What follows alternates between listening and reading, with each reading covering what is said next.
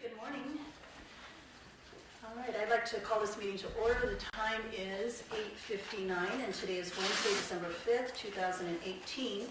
This is day one of a two-day meeting for the Physical Therapy Board of California, and we are meeting at the University of the Pacific in the Chan Family Health Science Learning Center, room 201 at 757 Brookside Road, Stockton, California.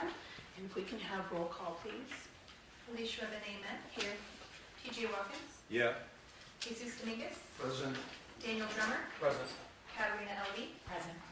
Tawny McMillian. Present. All members are present and the board has a quorum. Thank you. And before moving on to special order business item number 3 on the agenda, I'd like to ask Dr. Dominguez to please read the mission statement of the Physical Therapy Board of California. Certainly. The mission of the Physical Therapy Board of California is to advance and protect the interests of the people of California by the effective administration of the Physical Therapy Practice Act. Thank you, Dr. Dominguez. And so let's move into agenda item number 3, and I will turn it over to Administrative Law Judge Larson. Right, good morning, except I don't know how to turn on my, let's see. Oh, thank you. Good morning. We're going to be going on the record here in just a moment in the matter of Vivian Eisenstadt, is that correct? Right. Once we go on the record, I will briefly explain how hearing is going to proceed this morning and have the board members identify themselves for the record. Right. On the record. All right. Good morning. We are here on December 5th, 2018 in the matter of the petition for reduction of penalty of Vivian Eisenstadt. This matter is being heard before the Physical Therapy Board of California, Department of Consumer Affairs, State of California. This is Office of Administrative Hearings number 2018-101-077. Will the board members please identify themselves for the record, starting to my far right. Board Member Tawny McMillian. Board Member T.J. Watkins. Board President Alicia Rabina Amon. Board Member Daniel Drummer.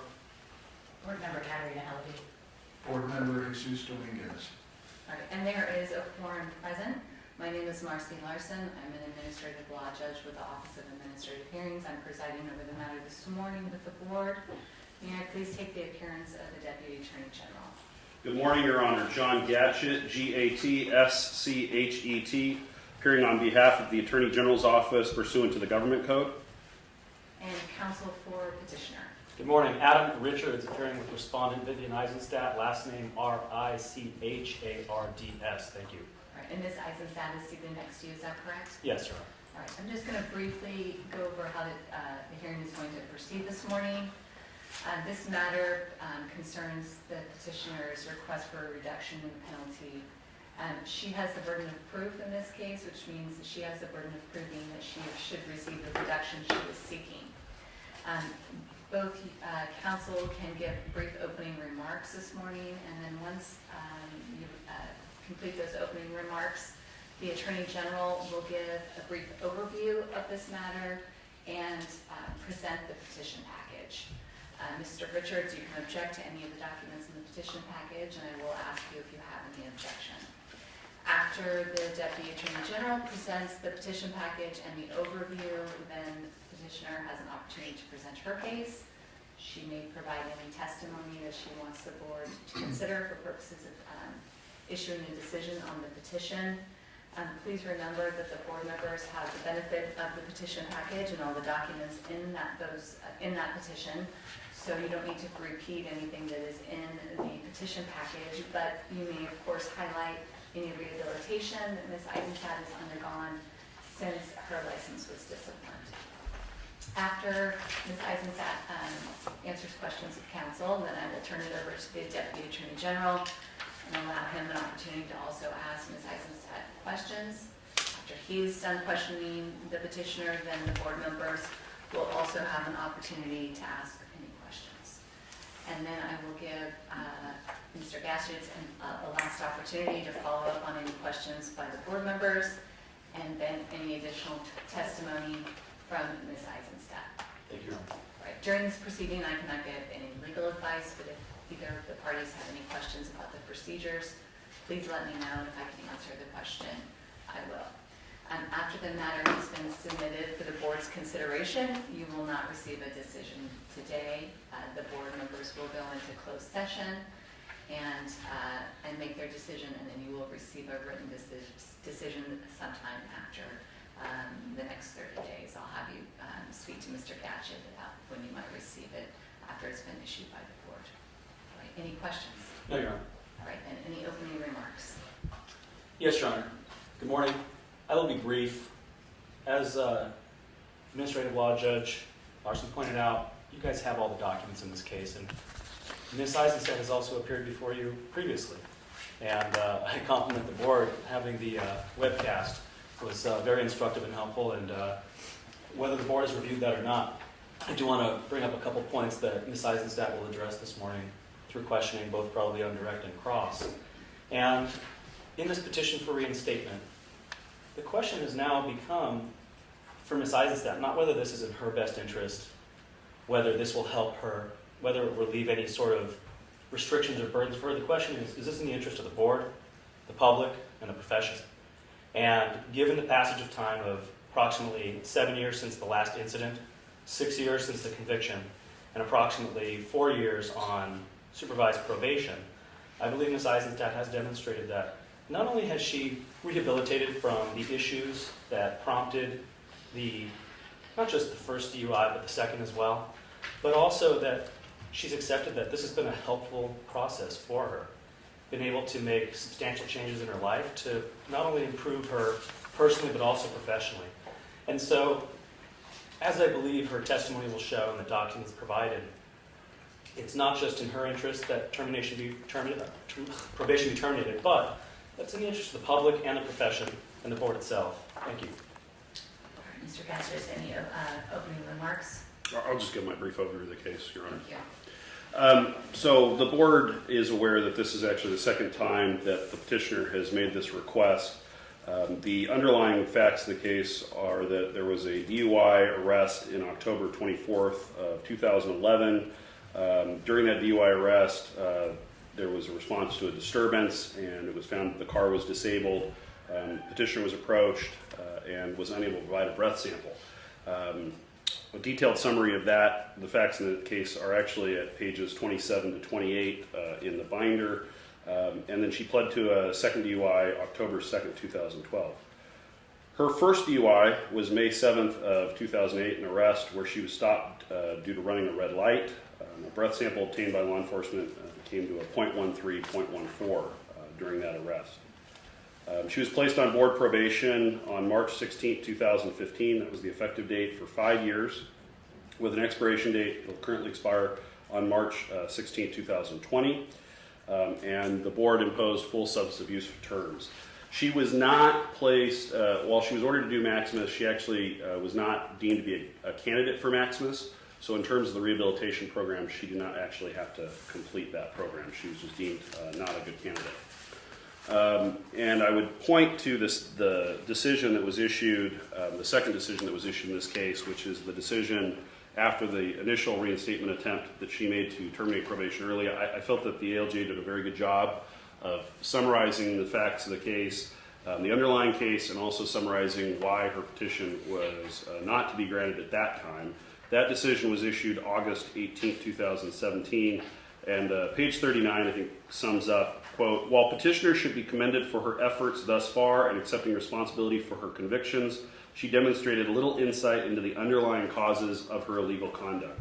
And so from the Attorney General's perspective today and for the board, the real question for today's hearing will be, can the petitioner at this point demonstrate that she now understands and shows insight into her underlying conduct? And that is why the board prevented her petition before, and really that's the past year and a half, that should be what we see today in this petition, that those concerns the board had are now being addressed. And then once again, that's at page 39. Your Honor, if you'd like, with your permission, I'll start going through the exhibits, identifying them for the record, and then ask for admission of all the exhibits at the end. Please do. All right, Exhibit 1, under Tab 1, for identification is the decision and order of the underlying case with a copy of the accusation, as well as a certification of records signed by Jason Kaiser. And those are pages 1 through 32. You'll note the bait stamping is both at the top of the page, the bottom of the page on the right, and the middle of the page, just in case there was underlying writing on the document that prevented the bait stamp from coming through. Ask that be marked for identification. Exhibit 2 is the decision following the 2017 petition for reduction of penalty, pages 33 through 41, and ask that be marked for identification. Exhibit 3 is the certificate of licensure, page 42. Ask that be marked for identification. Exhibit 4 is the notice of hearing. This is actually the draft notice. I do have a copy with the proof of service, but the petitioner's here, so I don't think that's necessary. And those are pages exhibit 43 through 46. So counsel, you've already given me the new notice of hearing with the proof of service, so that will go in place. I'll put that in addition to exhibit 4. That's fine. And for the record, I did, before the hearing began, give a copy of the notice of proof of service. Notice of hearing with proof of service. That was actually filed with OAH, so it's actually in OAH's record. Exhibit 5 is the petition for penalty reduction, and it's just the form document, page 47 to 48. And then the following exhibits, I've broken apart the rest of the petitioner's petition and identified those separately for ease for everyone to get to. Exhibit 6 is the narrative statement of the petitioner, pages 49 through 51. Exhibit 7 is a letter from petitioner's attorney, Mr. Richards, pages 52 through 55. Exhibit 8 is a letter from a colleague, Miriam Siegel, physical therapist, page 56. Exhibit 9 is a letter from colleague, Evelina Ricci Euster, R-I-C-C-I-Y-U-S-T-E-R, page 57. Exhibit 10 is a curriculum vitae of the petitioner, pages 58 through 61, setting forth her work history and some of the things that she's done. Exhibit 11 is a letter recommendation from Bose McNabb, pages 62 to 63. Exhibit 12 is a letter from Herzl Eisenstadt, a relative, and that's page 64. Exhibit 13 is a letter of recommendation from Mr. Fred Cooler, page 65, spelled C-U-E-L-L-A-R. Probably mispronouncing that, but close enough.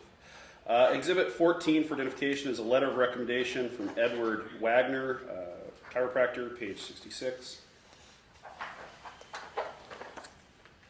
Exhibit 15 is a letter of recommendation from Hillary Benda, MSW, page 67. Exhibit 16 is a letter of recommendation from Daisy Lang, and those are pages 68 to 69. Turning the page. Exhibit 17 for identification is a letter of recommendation from a Terry Miller, pages 70 to 71. Exhibit 18 is a letter of recommendation from Jean Ann Allen, MS, licensed acupuncturist, pages 72 to 74. Exhibit 19 is a letter from Dr. Jennifer Sudarsky, and that's page 75. Exhibit 20 is a letter of recommendation from Tali Silon, page 76 to 77. Exhibit 21 is a letter of recommendation from Dr.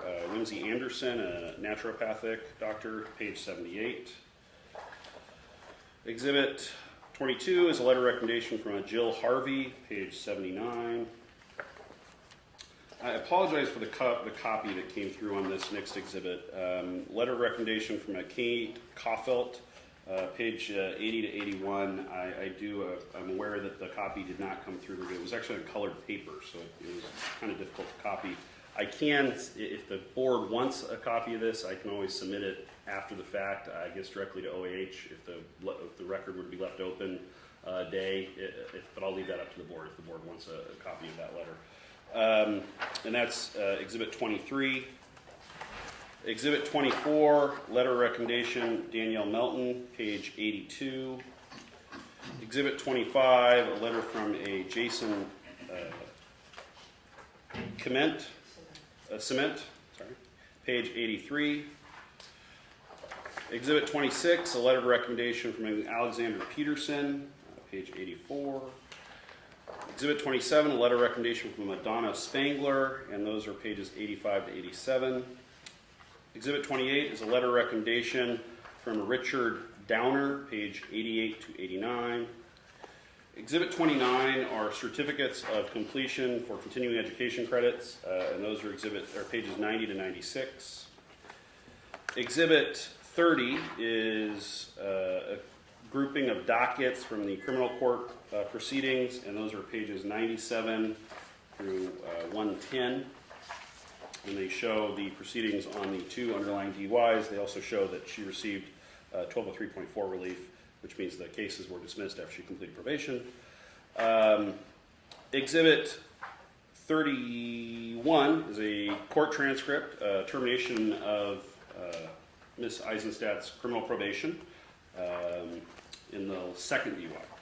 Exhibit 32 are letters of compliance from the driver safety school that she attended, and those are pages 119 to 121. Exhibit 33 is a letter from a Claudia Miles LMFT, going through as someone who provided counseling sessions to Ms. Eisenstadt for a period of time, and that letter is dated March 17, 2017. That's pages 122 to 123. Exhibit 34 is a letter from a Dan Cronin, setting forth his review of a request for basically a review of her substance abuse issues, or whether she had those. It's kind of a dated report at this point. It was part of the original case, October 17, 2014. It was provided to Mr. Richards. That's pages 124 to 125.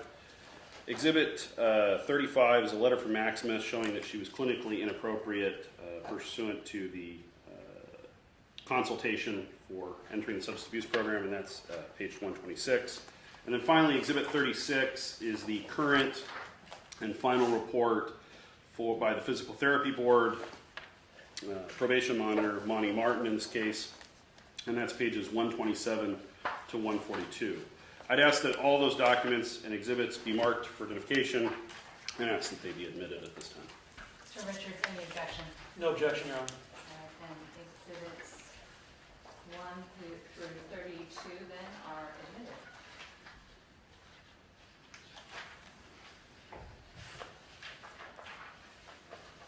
I'm sorry, 1 through 36 are admitted. All right, anything further? Not by the Attorney General's office this time. Thank you. All right, and so now is Ms. Eisenstadt's opportunity to present her case and to testify. One of the issues that council's brought up is the 4 copy of Exhibit 23 from Kate Coughlin. So one of the ways to address that is to question Ms. Eisenstadt about that letter and get some information from her about the content of the letter and who this person is, to alleviate the need to leave the record open, and if that's appropriate, and you make a decision that that's how you want to proceed on that issue.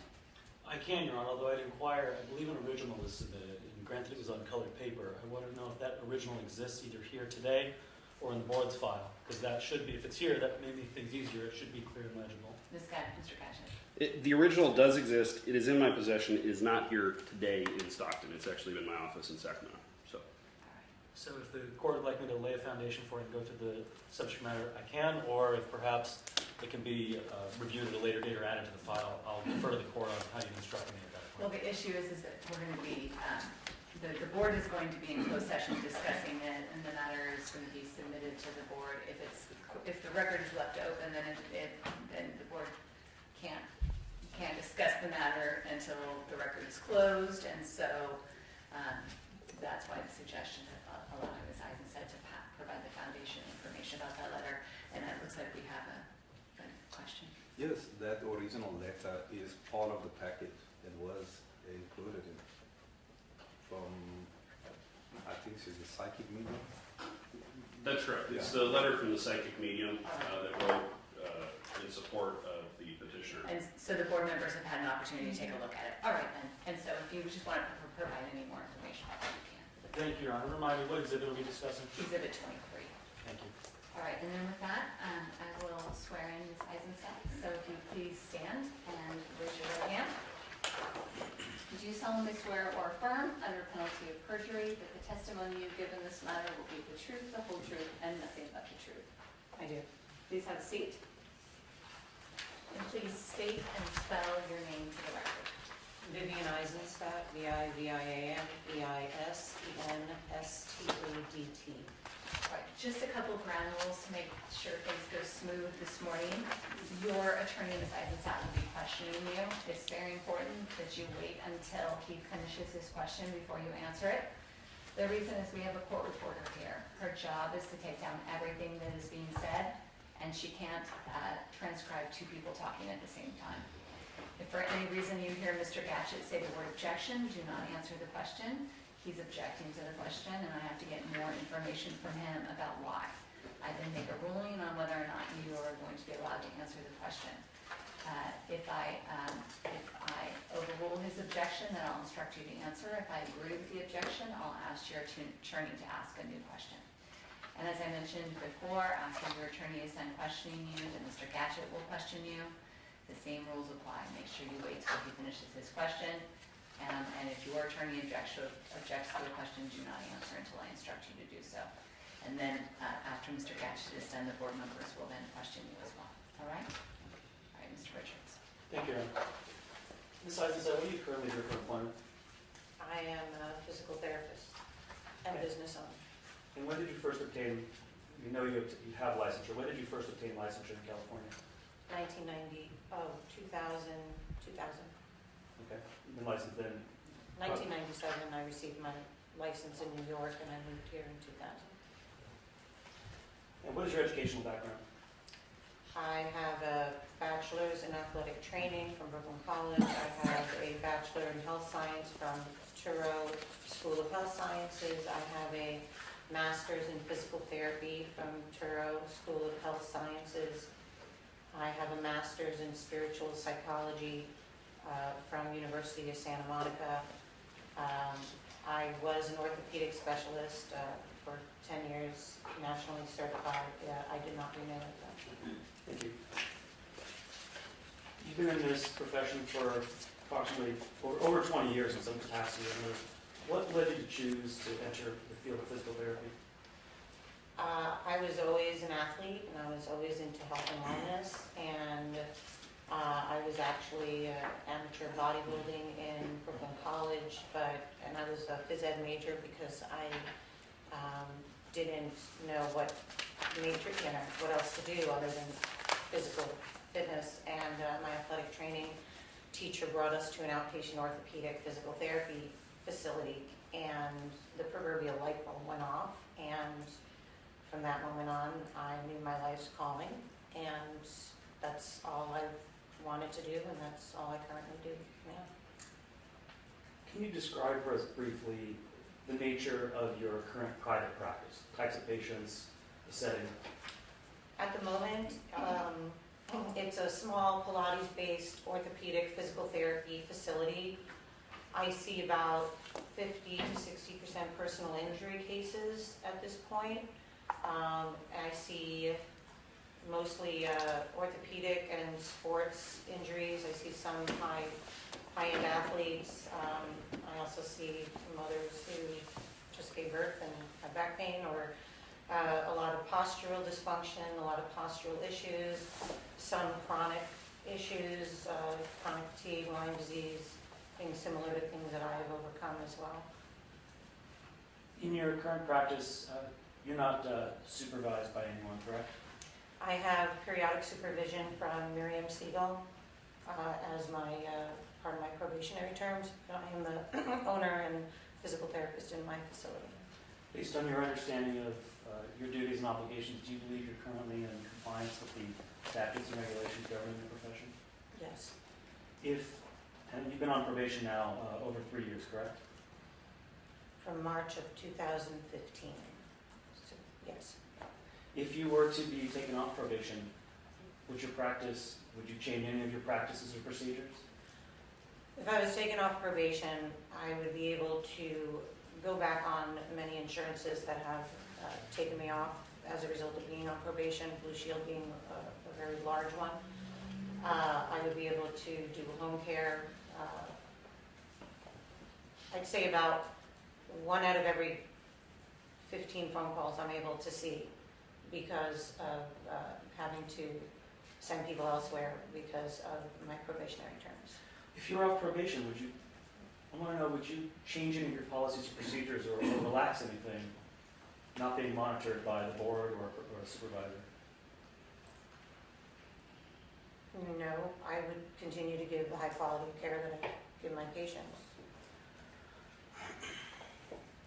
Aside from your daily practice, have you ever participated in submitting any scholarly articles or submissions for publication?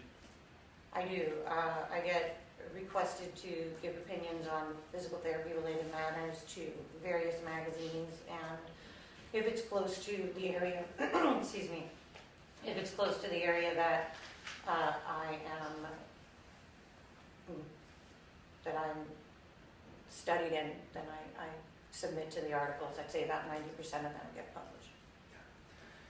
Now, as stated by the judge, you previously petitioned for early termination of probation, is that correct? Yes. Well, I'm just going to get right to it. So it's been approximately a year since that. What has changed in that year that should lead the board and the administrative law judge to recommend termination of your probation? I believe that within the last year, after getting denied probation, I mulled over the reasoning, and I understood 2 main factors. Firstly, that the letter of the law versus the spirit of the law, and that I really truly understand that consuming any alcohol and getting behind a wheel was at the heart of what occurred, and I needed to take more responsibility for that. And I've been tested in many ways, more recently by, I believe that my father went into the hospital and passed last month. Well, the past 3 months, I've had probably the most challenging time in my life. And I've had a year to really reinforce who I am and how I handle my situations. And I was tested with that. And I'm really in a space that I continually choose the healthy, mindful, responsible decision-making on a day-to-day basis, which was a huge gift in being my father's health proxy through his process, and handling my patients, making sure they got the proper treatment when I had to leave. And I really believe that it's been reinforced to me who I have become as a result of the mistakes that I have made. And I'm very grounded in who I've become as a result of my errors. I want to ask you another question that may be hard to articulate at its core, but since 2012, or actually 2011, since the incident occurred, your last DUI arrest, what has changed in your life such that you can provide any sort of assurance that you won't repeat that conduct? I changed. I changed as a person. I took that 2-year spiritual psychology program, which was experiential, and I implemented a plethora of tools to go to when challenges occur. I've eliminated anybody who doesn't represent the things that I represent in my life.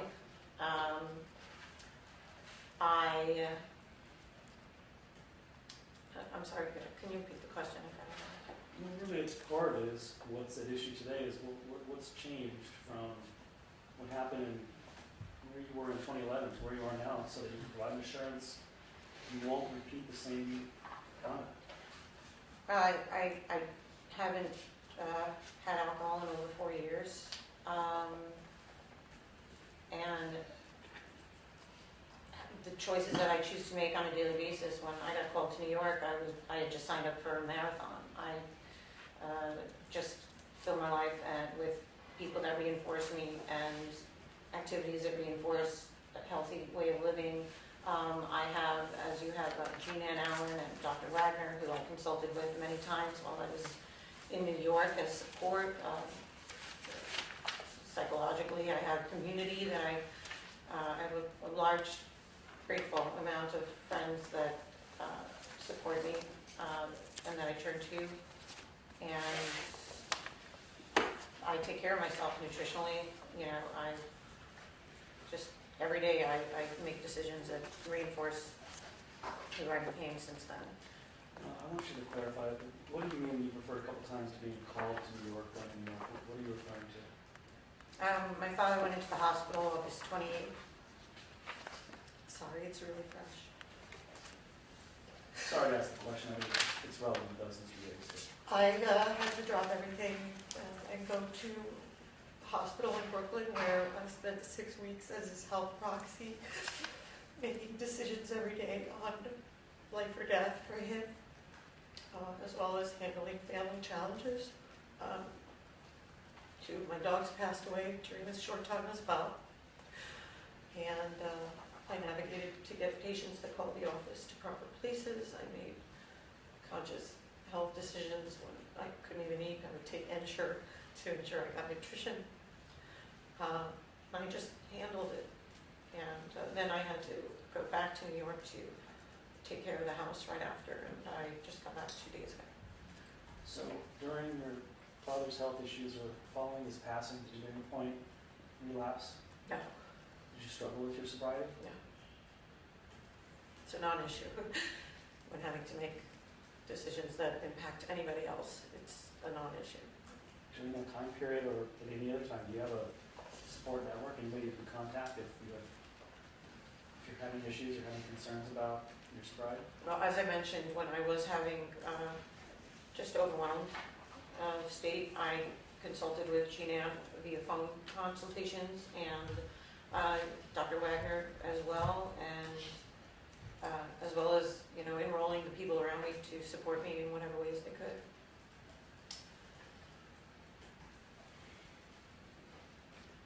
At the risk of asking a question that might have responses similar to what you've provided, I wanted to know what if you can identify something that you've personally learned in the wake of your second DUI and also broader on probation commencing in, I believe, 2015.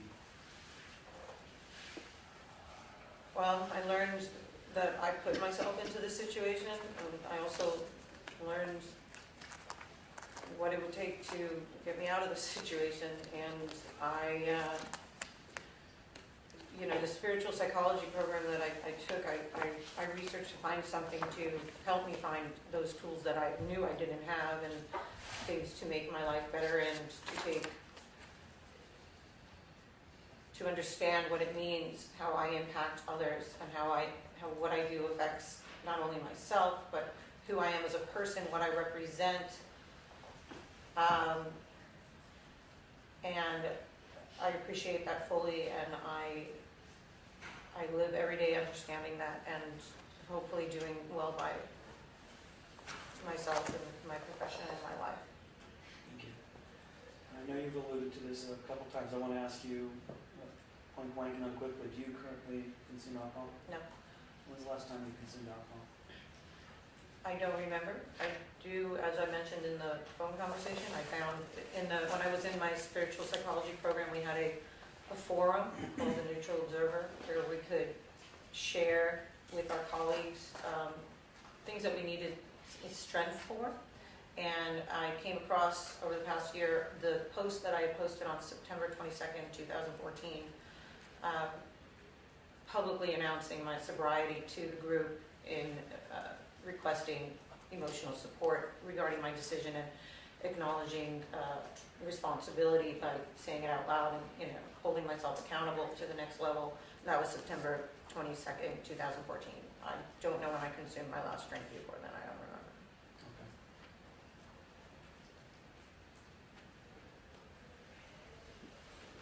Okay. Ms. Eisenstedt, did you submit any materials in support of your petition for reinstatement documents? Yes. Are any of those, did you submit any character letters or support letters? Yes. And even though we probably resolved the question of it, was one of them contained here in Exhibit 23? Do you know who that's from? Kate Coffett, she's a friend and she's a friend, personal friend. What sort of contact do you have with her? Periodic contact. I've consulted with her once or twice, but they're also personal friends. We've gone to dinner, and she refers people to me who might need my services when some of their issues are physical. Okay. And, Your Honor, as I understand, the board has had an opportunity to review a legible copy of this letter then, Yes, that sounds and it is in evidence. Generally, with regard to the people who submitted letters on your behalf, and there are numerous ones, are all of these individuals aware of not just this proceeding, what it's for, but also your history? Yes, And how would they learn about that? I've told them. Okay. So you expressly told them what this is about and what happened in your past? Yes. Which you did? Yeah. Thank you.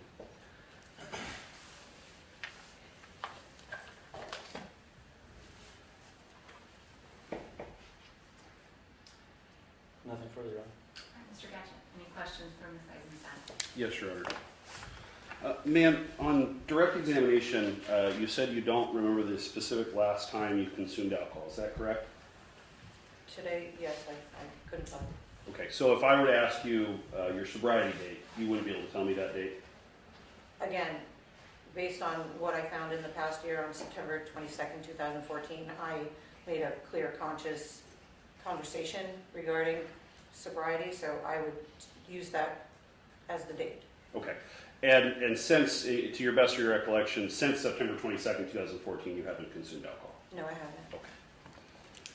Did you ever attend AA meetings, Alcoholics Anonymous? Yes. And when did you attend that?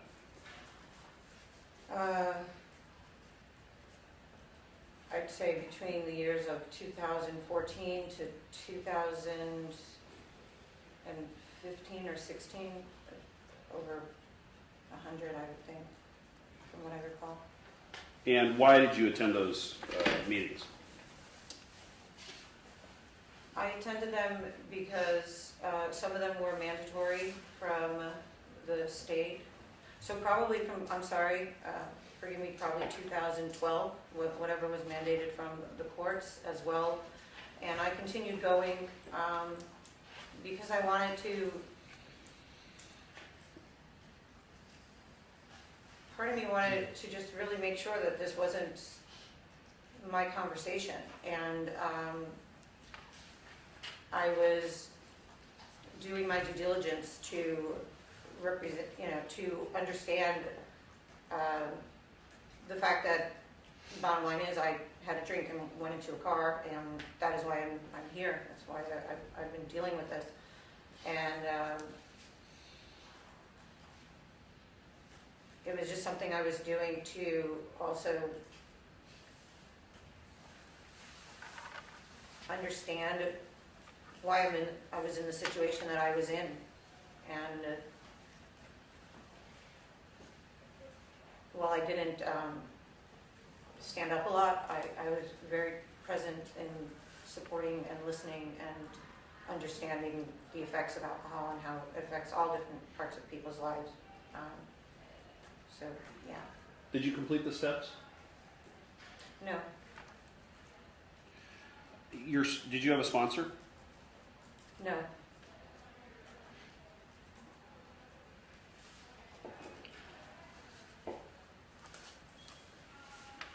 Why didn't you have a sponsor?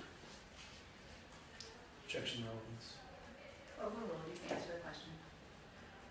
As Maximus showed, and as I didn't, I was in my spiritual psychology program, and I was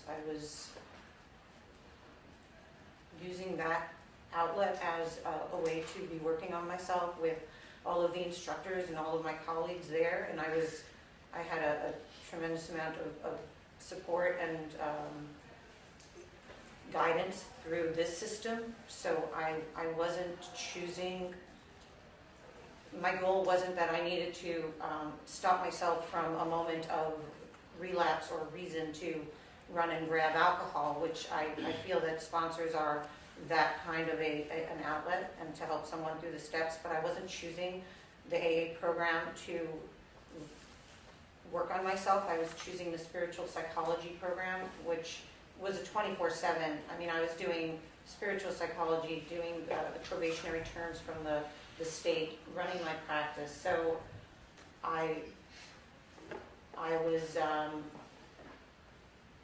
I felt that the instruction and guidance and support and overseeing from my courses that I was taking were in the place of whether I would need a sponsor or not.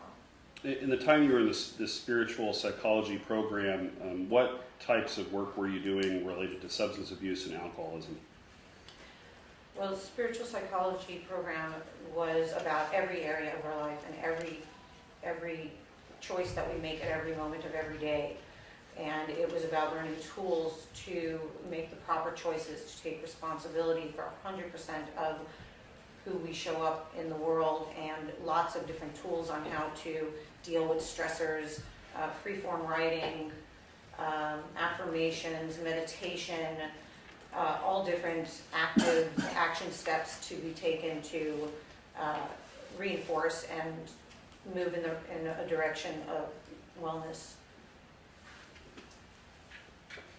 Did you work in that program? Did you work in any capacity with people that were suffering from substance abuse, or do any studying on people that suffer from substance abuse? There were many people there were people in my courses that had substance abuse, and it was an experiential course where we would always break up into groups of 3, where you have the person dealing with their issue and the person helping them with the issue, and then a neutral observer. So I was definitely privy to many conversations of people and the struggles that they had with sobriety and wanting sobriety and keeping sobriety and choosing sobriety, and what makes somebody needs that type of a system. In that program you did in 2014? 2012 to 2014. Okay.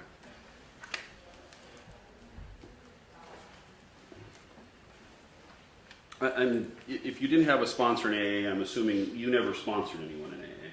No. Okay. But I did support a lot of people in my spiritual psychology program who needed extra support as well. I was open to them in various ways. Now that was 4 years ago. Have you stayed in contact with any of those people since you've been in that program? Yes, Okay. many.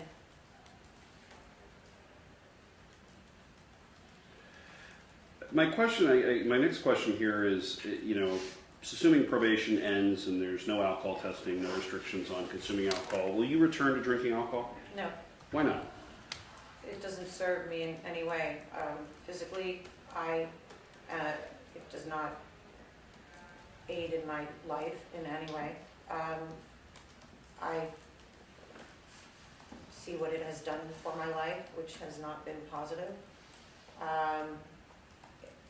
I just have no interest in it at all. Do you feel personally that you have a problem with alcohol? No, Do you feel personally that you're an alcoholic? no. Why not? Again, well, I just went through the issue that I just came back from, my father's illness and death. Never once did I even think of alcohol or drugs as a choice that I wanted to choose for any reason, or to dull any pain, or because I was bored, or if I was tired. Like, it just doesn't enter my train of thought. Why did you drink on May 7th, 2008? May 7th, 2008. The first DUI. I was with a guy I was seeing at the time, and we went to a bar to see some friends, socially.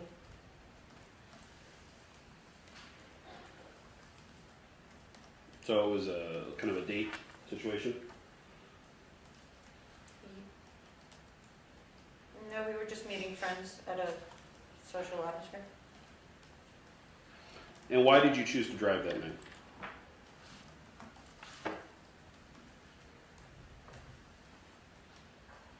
I don't recall, I made a poor decision.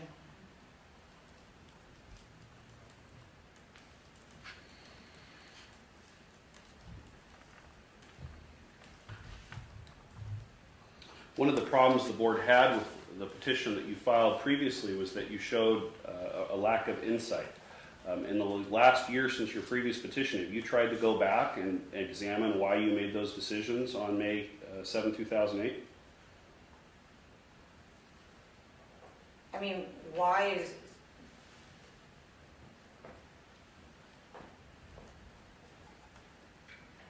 because I was stupid. I mean, I made a poor decision because I wasn't making the healthy choice for myself or for others. It was a bad decision.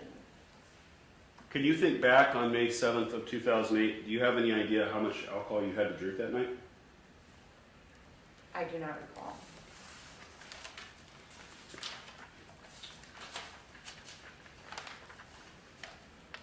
Your blood alcohol level was registered at a 0.13, 0.14. Do you remember approximately how much you weighed in 2008 around that time? Objection. Calls for speculation. Objection relevance. So counsel, what's the relevance of your question? Well, I want to see how many drinks she had, Judge. So ask her that question.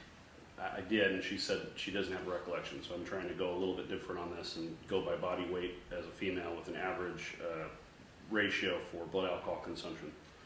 Right, but if she doesn't know how much she drank, so. I understand. I'm going to, I can backdoor in though and ask her if 3 to 4 drinks based on what her weight was at the time, if that refreshes her recollection of how much she had to drink. All right, so.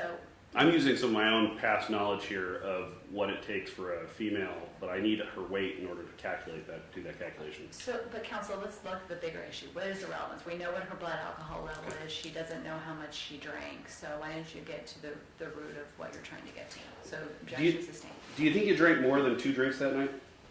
Objection. Asked and answered. Overruled. You can answer the question. Don't speculate. Don't guess. If you don't I know, don't you can recall. just say so. I really don't recall. Why did you drink on October 24, 2011? That was the second DUI. I had a drink before meeting someone for dinner, and I was waiting for that person. I was planning on being at the establishment that I was at for at least a couple of hours. And so that night, your best recollection is you only had 1 drink? I had one earlier in the day, but I had, from what I recall, a drink at the place that I was before I got in a car, yes. So maybe 2 drinks that day. Yes. And what were you drinking? Earlier in the day, I had red wine, and then I think I had a Jack and Coke at the restaurant. And I know that there wasn't a blood alcohol result because you weren't able to provide a breath sample. As you've been able to think back, do you have an idea of why you weren't able to provide that sample? I was physically assaulted by the person that I was with, and I had just been in a car accident where my tire blew, and I was very emotional, and I was crying and hyperventilating actually, and as a result I was not able to, the breathalyzer wasn't, I attempted on multiple occasions, and the breathalyzer just wasn't registering my attempts. Why did you refuse the blood sample? I did not refuse the blood sample, and it was proven and overruled. You did plead to a DUI, is that correct? I pleaded a no contest to a DUI, yes. And you understand that a no contest plea is treated the same as a guilty plea for purposes of a conviction? I do. Why did you choose to drive that night? In that part, at the beginning of the night, or in? Prior to your drink and arrest. Get in a car? Excuse Sorry, me? I don't want to talk over you, so are you finished with your answer? Could you clarify? Yes. Why did you choose to drive before you were before your accident? I had received a call from the person that I was meeting that his dog was having seizures, and my instinct was to help because my dog had just gone through a whole plethora of issues as well, and I wanted to help him. So I got the food that we were going to eat to go, and I got in the car to go to his house and see what was going on. When the accident occurred, do you remember what caused the accident? What occurred was my car got a flat tire on my way to his house, and AAA put a donut on, and my friend came down from his house because I was obviously in a situation as well, situation's reversed, and he just told me to go home, and on the way home when I went to make a left turn with my car, it overshot and hit a curb. Could have been from the tire, and I had a drink and got behind a wheel, and another tire blew. My ex-boyfriend at the time was calling me and came to help me, and we got into an altercation and the cops arrived. Part of the allegation was that you were belligerent with law enforcement. Do you have any memory of being belligerent with law enforcement? I'm a loud girl from Brooklyn. I'm sure I was upset. I was right after being, attacked. If the officer interpreted that as belligerence, I believe I might have been. I was very upset at the time. Do you remember begging the officers not to take you to jail because it would affect your career as a physical therapist? I don't recall it, but if it's in the statement, I'm sure it happened. Do you regret those decisions, driving on those two occasions that led to DUI convictions? Yes. Why do you regret them?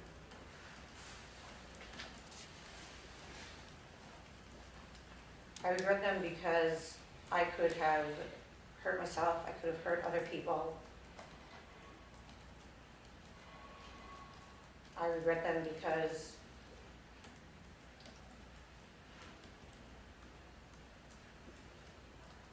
they were moments of really, really poor judgment by me, with tremendous repercussions. Not just for me, but for everyone around me.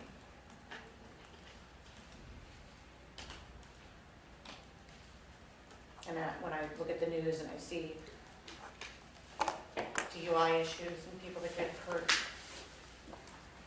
from a drunk driver, there's not one time that I don't express gratitude that none of those situations were mine, because the first one could have been, and I get that. I'm aware of that. You don't think the second one could have been? Could have led to the same problems that you see in the news? Sure, having a drink and getting behind a wheel in any circumstance, I get that. However, the first one, I can honestly say that I could have hurt someone. I don't feel that I was overly impaired from my own perspective in the second one to the level of, to the level that I was the first. But I definitely had a drink and got behind the wheel, and that's all that matters.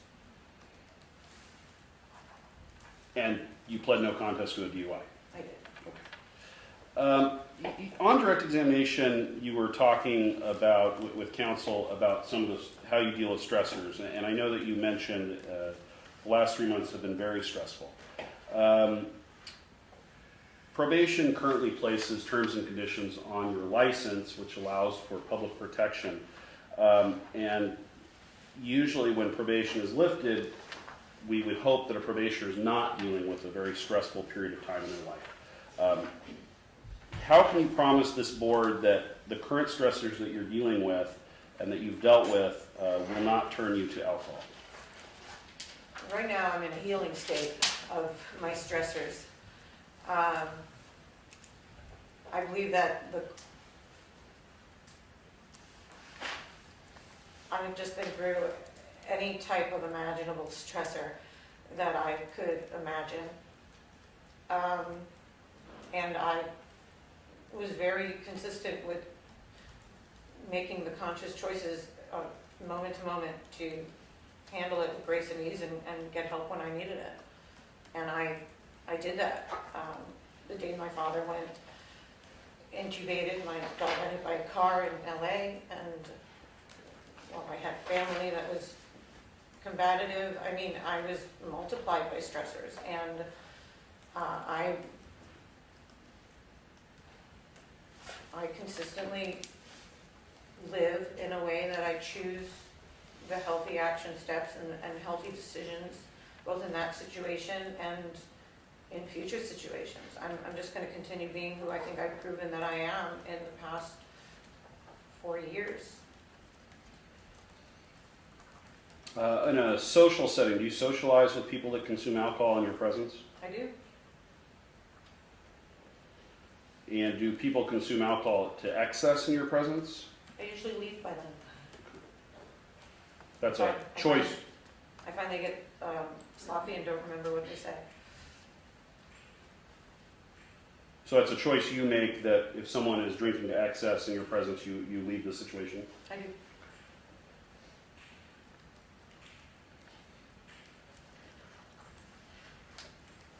Have you thought about not trying to socialize with people that consume alcohol in your presence?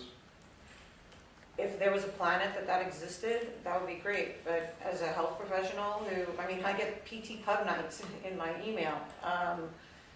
Drinking is considered so social that it's not for me to impose my views on someone else. If I go to dinner with them and make them wrong for who they're being, that's on them.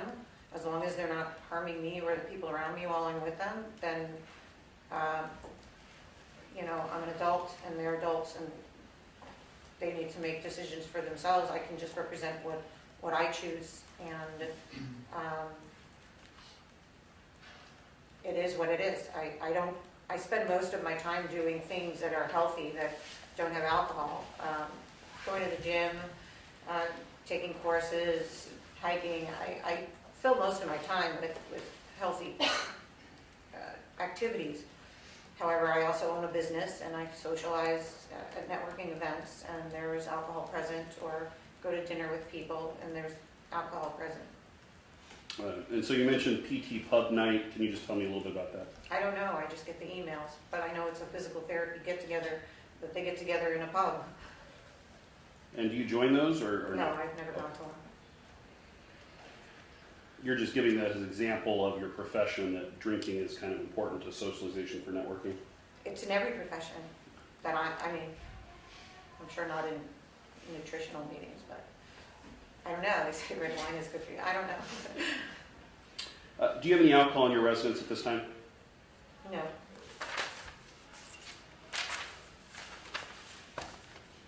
You had stated, and I just want to confirm with you, that during the time that you were treating your father and taking care of him at the end of his life, that you had no thoughts of using alcohol during that time? correct. Were there ever times in your life when you dealt with stressors that you thought of drinking alcohol to make those stressors go away? At any point, especially around the DUIs? Has that ever occurred with you? No. But through my AA meetings and listening to a lot of other people, that's what that's one of the main things they would talk about, is that they would grab alcohol as a way of coping. You don't feel that's something that you deal with? No, And even going back to college or when you were younger, at no time in that period of time did you use alcohol to cope? I couldn't tell you right now. You haven't examined yourself going back that far? Or maybe you have and you just forgot? I'm a little curious about that. Maybe I'll try to clarify. Because you're staring at me like you don't understand the question, and that's fair. What I'm trying to get to is, in these processes and these petitions and to the board is trying to understand, and really going back to the first petition, an insight issue. So have you ever gone back and looked at whether in your life you ever used alcohol to cope with stress? And this is the question: have you actually looked and self-examined yourself?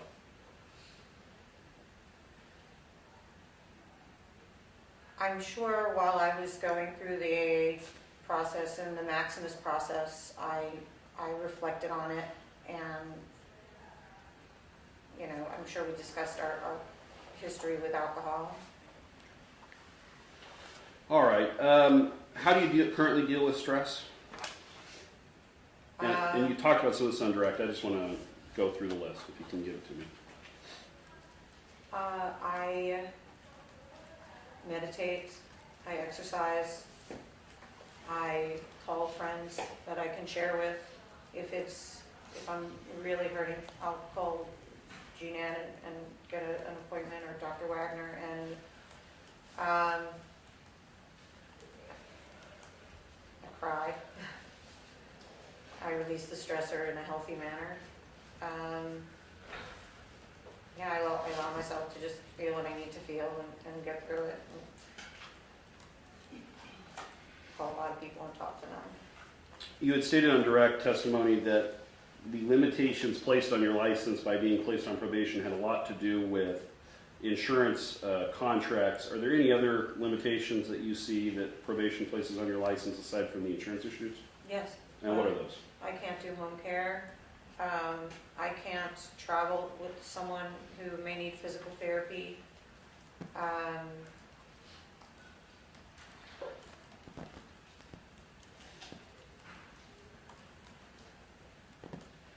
I have to call in, and if I get chosen to go in for a random test, I have to cancel patients for that reason.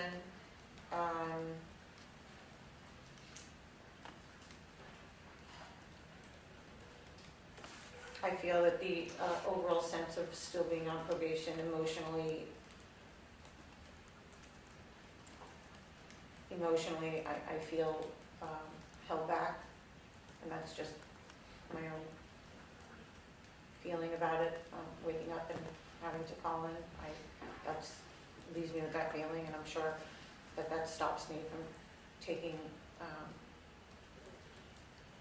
from going full force in my marketing.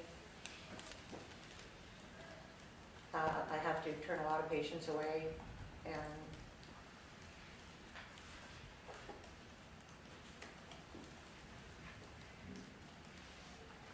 Do you resent being on probation? no.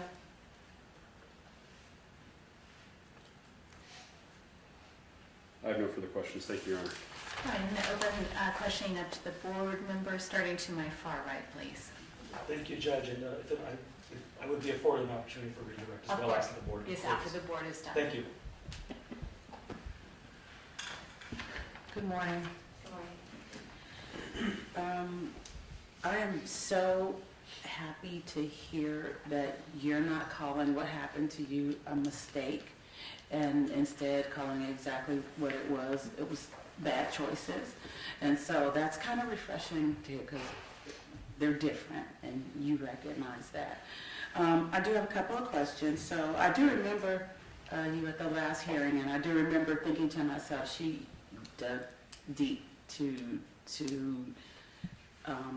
try to come to a conclusion or awareness of why you made those choices. And when I got your case this time, I realized that you dug even deeper. And so that should be commended. Question. You had mentioned earlier that you have eliminated people who don't fit into like your Yeah. thought processes, kind of, or your circle, something like that. People that aren't healthy for me, people that are energy drainers, people that display behavior that doesn't reflect who I want to be in the world. So, because of your new lifestyle, have any of your friends or close acquaintances eliminated you? I think it goes both ways. I think that when someone has behavior that they don't want to be called on, and I'm not encouraging it, I'm sure it's like a fade out in both directions, where, people don't, if people aren't reinforced that their behavior is okay, they go other places where someone else might be more okay with their behavior. I don't make people wrong for it. I'm just too busy doing things that are positive. So that has happened? Sure. Oh, okay.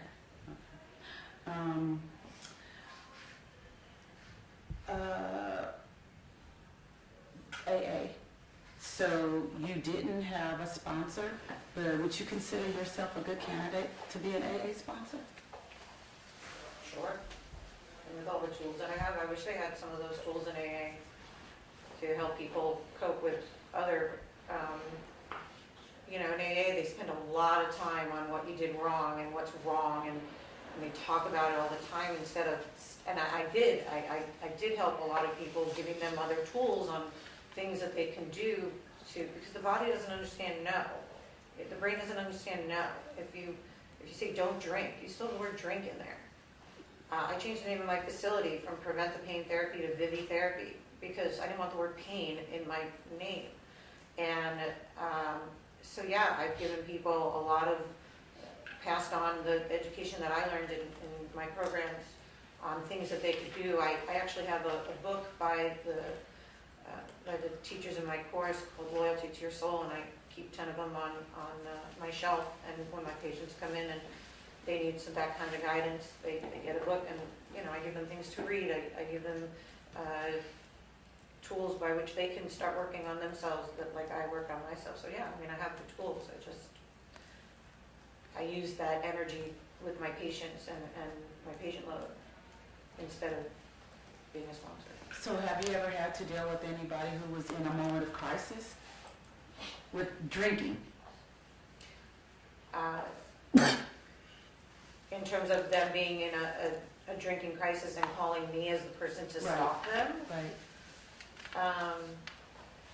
No.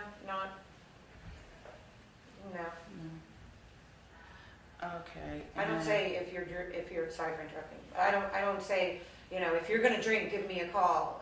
That's why they have a sponsor. That's the purpose of the sponsor. Well, and I was only asking that because of the fact that I know what happens when when you change your lifestyle. Yeah, we eliminate some folks, but some folks stay away from us too. Except sometimes folks find themselves in a moment of crisis.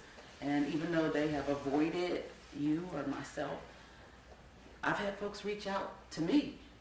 Everyone So- knows that I do not judge other people for who they are and who they are not. And if they have moments where they need support, and it may be in something that other people may judge them as doing something wrong, I'm not that person. I have friends that call me for all different reasons. I couldn't recall, based on your question, whether someone called and said, I'm going to drink, Vivian, help me. But people do call when they're feeling depressed, I've had suicidal friends calling me to help me, to talk them off the ledge and give them support when they're having that kind of need. But never for anything that would involve somebody drinking. Again, not a lot of people in my life are those kind of people, so I'm not encountering that. Okay. And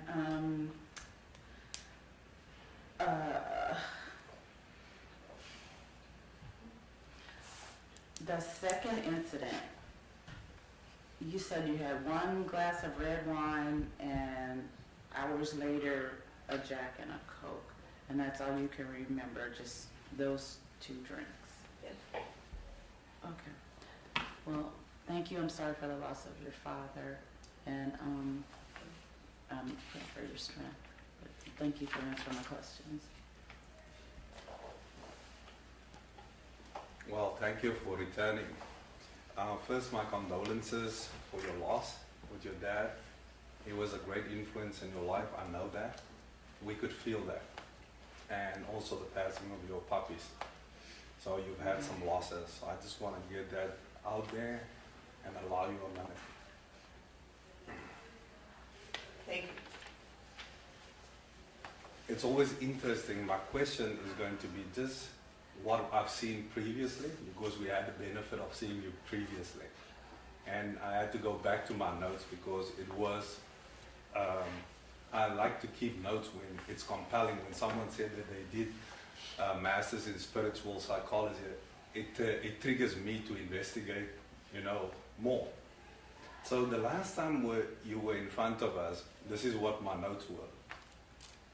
I noted that you were very reactive and even combative and you had a justification for everything. And it pointed me to, there was still room to accept more personal responsibility. But today was quite profound to see you having not be reactive, even when triggered. And, just letting things flow. And that points to the work that you've done, so I want to commend you on that. Thank you. And now I want to ask you just a few things that have shown up for me as you were speaking. And as I was reading, the 20 letters of support, and always count on you because the previous one was 37 or some amount. And so my deal was, we talk about the alcohol and that it created the situation. And I saw it more as a symptom. And my fellow board members are going to laugh because I'm going to ask the next thing, which is, what did you identify as being the trigger? The core issue that triggered the reach for alcohol, which wasn't really a reach, but it was there. Did you identify, because, and I'm going to give you some clues, you stated unhealthy relationships and poor decision making. But I would like to see in your investigation, what was the core reason for why both of these things happened? I feel that alcohol was a social situation thing to do. It was a given. You go to a bar to meet with friends. You drink alcohol. You go to a restaurant. I would drink alcohol. It was just part of my social environment and part of my lifestyle. It helped, I don't know.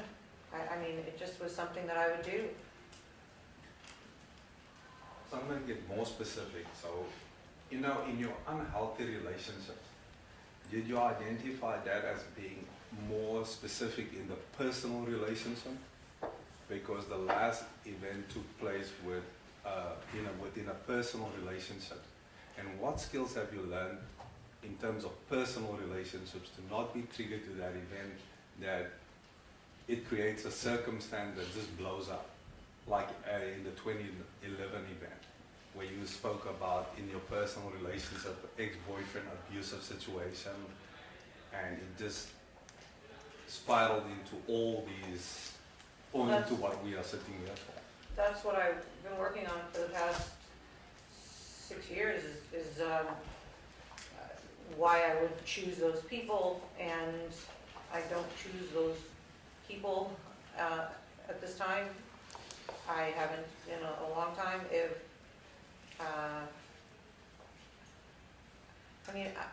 Can you explain your question a little Yes. more? You see, in the personal relationship space, there's a blind spot. And sometimes that blind spot is that someone can just trigger you in a very specific way, and it spirals you. Right. And I would like to know from you whether you've identified what that is for you. What is that trigger point where it's like, is it the abuse or someone disrespecting you, treating you like you're lesser than? There's always a whole range of reasons. I was for choosing triggering. people as a healer. I was taking that into my personal life. And I was choosing people that needed healing. And usually they're broken, which is why they need healing. And I would see the potential in them versus seeing who they were being and the current action steps they were taking. And I would, throw everything that I had at them to try to help them. But you can only help someone who is ready and wants and shows that they want help. And so I acknowledge and figured that out for myself, and now I keep my work life as work, and in relationships I make them symbiotic and co-creative and healthy. Yeah, we can all identify with that to some degree or another. So that's a good answer. And in my final question,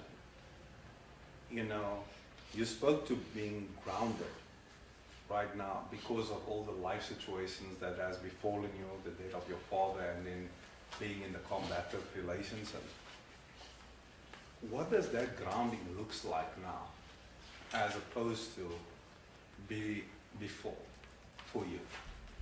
In terms of, and what I mean is, you know, you are more sure-footed now in your life. And what would the old Vivian, Ms. Eisenstadt, would have done if it were this same situation, that you can see the contrast? How I somatically responded to situations before I really practiced all the tools I have was extremely reactive and extremely emotional and extremely just all over the place. It came from a sense of, you know, like a trigger that would really trigger me.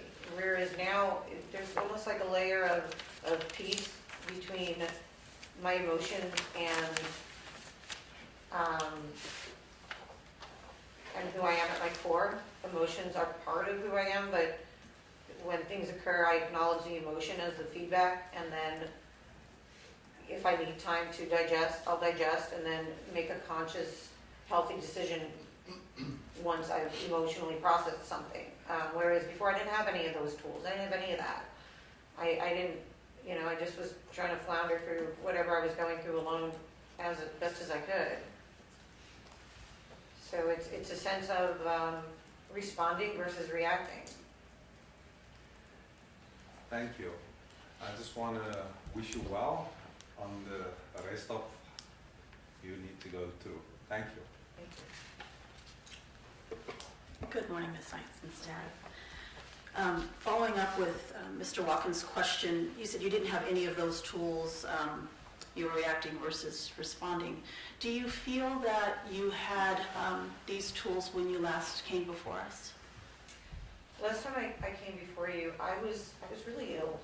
I was in the throes of Lyme disease. It had just gotten diagnosed, and I was in a lot of pain, physical pain, leading to emotional pain. I was in a lot of pain when I came here last time. So my ability to hold and contain anything had a much lower threshold. I have since gotten that in remission, and even through what I've gone through, usually stress triggers and blows up whatever the symptomology is, and I managed to go through whatever I just went through without it blowing up severely. It just, you know, I had a couple of nights of feeling extreme fatigue, but yeah, I think when you're stronger chemically, when you're stronger physically, when you're stronger emotionally, and again, I had another year to really practice and just continue integrating what it is I learned. Okay. Thank you. I want to talk about that just a little bit. In Exhibit 36 in the Probation Monitor's report, on Exhibit page 140 and page 14 of the report, the second paragraph, if I can just read a couple of sentences from the middle of the paragraph. She said she tried to balance her practice, is the statement of Probation Monitor, Monty. She tried to balance her practice before, but since she was coming at the problem from a place of fear, it didn't work. It wasn't until she dealt with those issues that she started to feel better. She also got more rest after the board denied her last request for early termination of probation. She decided to just surrender to the process, work on herself, and embrace what she could learn from the situation. She said she focused a lot on her health from December to July, and she has really noticed a difference. Can you just talk about that a little bit more? It's a feeling of just being at peace with whatever's going on around me, and, you know, just choosing to be the best I could be every day with whatever is going on around me. I worked with Dr. Wagner from February, March, April, about 3 or 4 months, very intensely. When I start with a practitioner, I really embrace whatever it is that, you know. I also worked with a Dr. Will Kelly and worked on, he deals with allergies, and I worked with him simultaneously from February, March, April. And I just really worked on just making myself a better person and rebuilding my practice, focusing just on the practice more, and was really just full force in that. And this was all in the last year. Yeah. Yeah, you did do a lot of work. you have many reasons to desire to have probation terminated. What would you say is the number one reason you want probation terminated? I feel the number one reason, one of the things I have to do is have my patients sign something that they know I'm on probation, and what that does to their sense of trust in me, and it makes my job really, it's like going backwards to go forwards. I feel like it gives them a sense of lack of security in who I am as a practitioner, and it's something that I have to, it's almost like convincing them that I'm still okay, even though you have to be aware that I'm on this probation. And I feel like it puts up another wall for them when I'm trying to get through to them to be able to help them. That's a big one. Thank you for that, and thank you for your courage and for feeling so compelled to come back so soon and be before us again. Thank you. To my right? Left. I'm sorry, yes. As I'm looking to my left. Just making sure I'm on the right spot. We're just going to start that. Thank you. Thank you. Thank you, Ms. Eisenstadt, for coming back. A couple of questions. You mentioned that you declared your sobriety publicly. And you've also said that you don't believe that you have a problem with alcohol, and Maximus determined that you weren't a candidate for their program for rehabilitation. And yet you decided still to make a declaration of sobriety. I'm wondering if you could tell me what sobriety, what that word means to you. The declaration, it was in a private forum, but it's about holding accountability to committing to choosing a sober lifestyle, not drinking or doing any drugs other than what doctors prescribe for you. So in that sense, that's how I interpret sobriety is abstinence from drugs and alcohol. And why did you decide, why was it important for you to make that public declaration despite seeming evidence that you don't have an addiction problem, that you don't have an alcohol dependence problem? When you declare something, there's a higher level of accountability versus me just saying to myself, I'm not going to drink or do drugs. I wanted to, that's where I wanted to go. That's the choice that I wanted to make to part of my rehabilitation for myself. Thank you. You mentioned that you have sometimes been in situations where other people are drinking, and you make a choice to just leave the situation rather than staying around. And I'm wondering if it's ever been in your head to potentially stay to be able to help other people, potentially be a designated driver, or to offer them assistance so that they may not end up in a situation that you did. The people around me are aware that I don't drink, and so I have been asked to drive someone home. I've done that. But as far as you taking the initiative and taking the step of, you know what, you're not looking at a friend who may have had too much, and you seem to be not in a good place, let me drive you home instead. I really don't even get into that. I probably leave way before that. Usually before I go out, if I'm going out with a friend, I let them know that I'll drive. So it's, Okay. then they do what they do and I drive.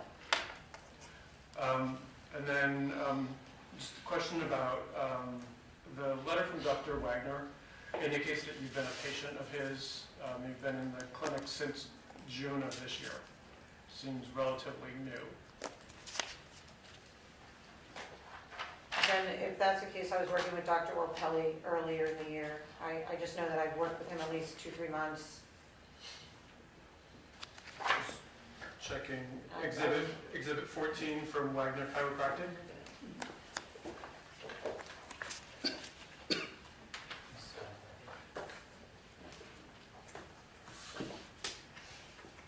Is that the Dr. Wagner you're referring to? Yes. So then it was June when I started seeing him, but I was seeing Jean Ann, and then Jean Ann took me to him, so I combined all of it, so. But I haven't seen him since, I guess, June. February I was with Jean Ann and Dr. Rapelli. I've just been working on my health the whole time. Okay, and so I believe you just said that you saw Dr. Wagner in June? Was that only once that you saw Dr. Wagner? No, 2-3 Okay. times a week for consistently, sometimes 4 times a week to just work on myself. Until I still see him. you've been in New York though for the past Yes, several I did have a months? phone consultation with him once, and Okay. I will probably go back to him. Okay, but the last time that you were in Dr. Wagner's office? I could look at my phone and tell you, probably August. August, Yeah, okay, it was right before I went to New York. right. Okay, thank you. Good morning, Ms. Eisenstadt. I have a couple of questions to clarify some of the facts of your second DUI arrest that day. You mentioned that you consumed a glass of red wine earlier that day. Were you home alone when you consumed that? No, No? I Okay, was at a friend's house. I see. And after you were arrested and brought into the station, you mentioned that you did not refuse the blood test. Can you clarify why in the record it stated that you refused to take a blood test? I tried the breathalyzer a couple times, it didn't work. One of the officers was very intimidating, talking about going for the needle. He was like, "We're gonna take you for the needle," and so they put me in the car to go to the hospital actually, and I asked them to clarify what the difference would be between a refusal and going for the blood test, and the officer responded by saying that I was stalling and that this is a refusal and put me in jail. He didn't really give me a choice. I see. Okay, thank you for that clarification. Now I'm going to ask about your rehabilitation. You mentioned that you practice meditation. I do What kind of meditation do you practice? different types, sometimes guided meditation, sometimes silence. Depending on the type of stressor that you're experiencing, or? Just how I'm feeling, what I feel would benefit me more that day. Okay. And Judge, I was wondering if I could call a witness, Monty Martin, the probation monitor? Well, I can do that. Yeah, so Okay. this is respondent's case, Okay. so she gets an opportunity to call witnesses if she has any witnesses she wants to call. There would be probably, counsel would probably want to ask that probation officer questions as well, and if Mr. Gadget can call when he presents any type of rebuttal case or anything like that as well. Okay, well then I have no further questions, thank you. Good morning, Ms. Eisenstadt. Again, thank you for coming, and please accept my condolences as well and your losses. Councilor Gatchett, as my fellow board members have, in my mind, run the table, I think, in terms of the types of questions that I had. I just have one, last one, and Councilor Richards, in his statement in your behalf, he says, that I'm going to read it out of the second paragraph. Ms. Eisenstadt completely abstains from the consumption of alcohol and will do so for the rest of her life. And I look at your statement, second to the last paragraph of your statement, it says, as it stands now, I completely abstain from the consumption of alcohol as I have since September of 2014 and plan to indefinitely. So my question is, Councilor Richards' use of the word never and your use of the word indefinitely, in your mind, are those two interchangeable terms, or is there some subtle difference between those two? I have health issues that alcohol does not serve me in any way to add to. So I cannot predict the future, but I do know who that it doesn't serve me to have alcohol, and the issues that I have are not going to go away. They're systemic issues. So for health reasons, I do not see myself drinking alcohol in the near or far future. So Councilor Richards' use of the word, or choosing to use never, and you're choosing to use indefinitely, which can be, Just philosophically, I'm sorry for interrupting, but just philosophically, I don't have ESP to my future. I can only be accountable for who I am in the here and now, and in the here and now, and the here and now. So I choose the wording reflecting that. That's all. okay, thank you. Go ahead, Ms. Your All Honor. right, I'm just going to make sure if our board members have any additional questions. All right, I have one more question. From all of the letters that folks wrote for you addressing your character, it's very, very clear that you really are good at your job. But when one of the questions that was asked previously, and you had mentioned that there's a certain level of discomfort or I'm gonna say embarrassment when you have to have your patient sign the document and about you being on probation. And I'm just wondering, wouldn't that be a prime opportunity to talk about why it's not good to drink and drive? Because it doesn't seem like you've shied away from sharing your experience with people that you choose to share your experience with. So I'm just wondering what is the discomfort? And I know you said that it affects a level of trust per se, but is there any other reason why this is so uncomfortable? It's not uncomfortable for me. If I talk about my past with my patients very open and freely. What it is that an evaluation is about finding out what's going on for the patient and what's wrong with the patient and focusing on the patient. And when the patient reads it doesn't go into specifics, it just shows I'm on probation. But it takes time, first of all, it takes time away from my evaluation to ease the mind of the patient that I'm still okay to treat them. A conversation that I don't need to have and take up time in their evaluation for them.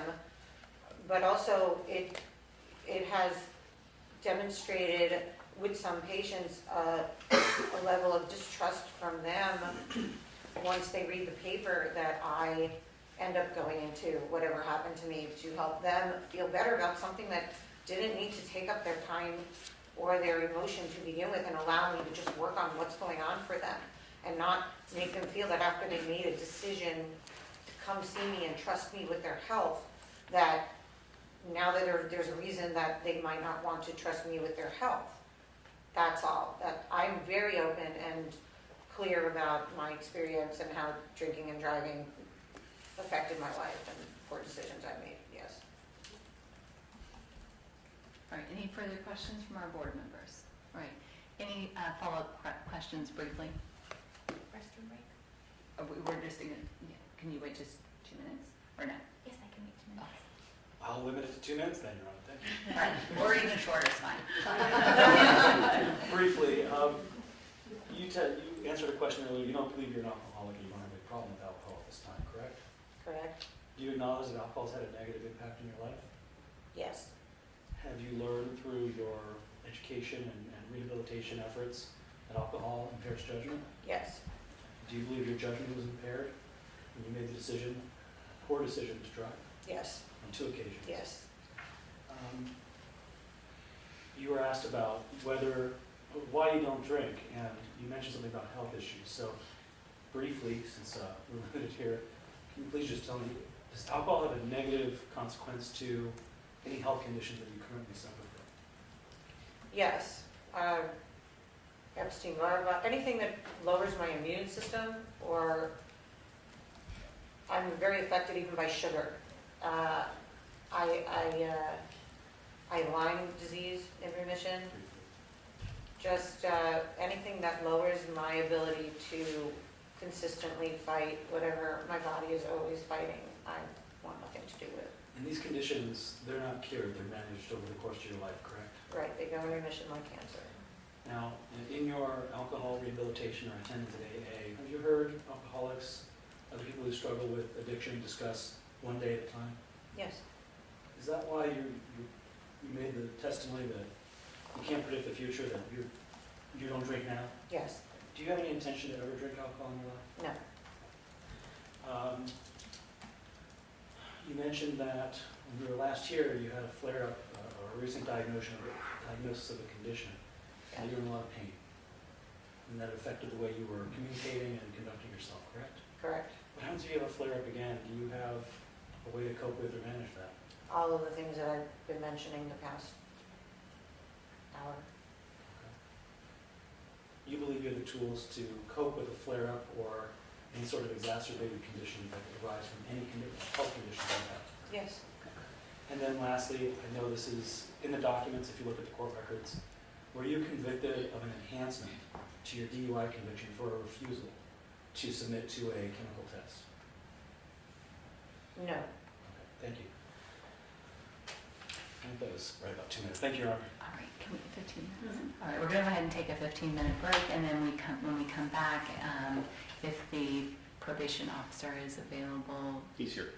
then we'll do that testimony. Off the record, back in 15 minutes. Thank you. Thank you.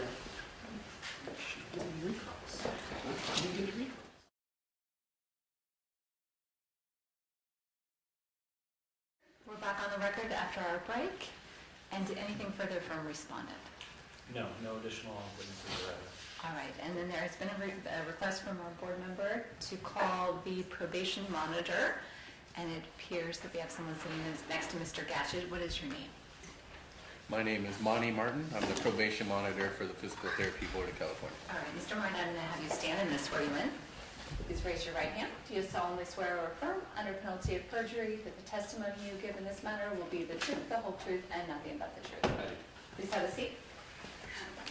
And please state and spell your name for the record. My name is Monty, M-O-N-N-Y, Martin, M-A-R-T-I-N. Is it, I'm sorry, M-O-N-N-Y? Yes.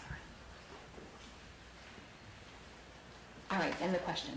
I think if the court would just let me, I'll lay some foundation to establish who he is, where he works, that he wrote a report in this case, and that he's familiar with the probationer, and then we can have the board member ask the question. Your Honor. Thank you. Mr. Martin, where are you employed? Physical Therapy Board of California. And how long have you been employed in that role? In that role, approximately 11 years. What is your current job assignment with the Physical Therapy Board of California? To monitor physical therapists that have been, and physical therapist assistants that have been placed on probation by the board. And how long have you been doing that role? Actually, let me clarify. I've been with the board since 1998. I've been doing this particular role for about 11 years. And could you approximately tell us how many probationers that have been placed on probation for the Physical Therapy Board that you've monitored in the time that you've been doing that job for 11 years? Hundreds. And have you had an occasion to testify on occasion before the board regarding petitions for reinstatement of licensure and also petitions for early termination of probation? Yes. And I think we've actually had occasions where I've asked you questions in hearings and you provided information. Is that correct? Correct. Okay. And so you understand that what we're asking you to do is, to the best of your ability, just give us a recollection of your job as you provide the services to the board. Correct. Okay. Are you familiar with a Vivian Eisenstadt? Yes. And how are you familiar with her? She is one of the physical therapists that I monitor. I have before you open a copy of the exhibit binder, my copy, to page 127, exhibit 36. Could you just look through that document briefly? Yes.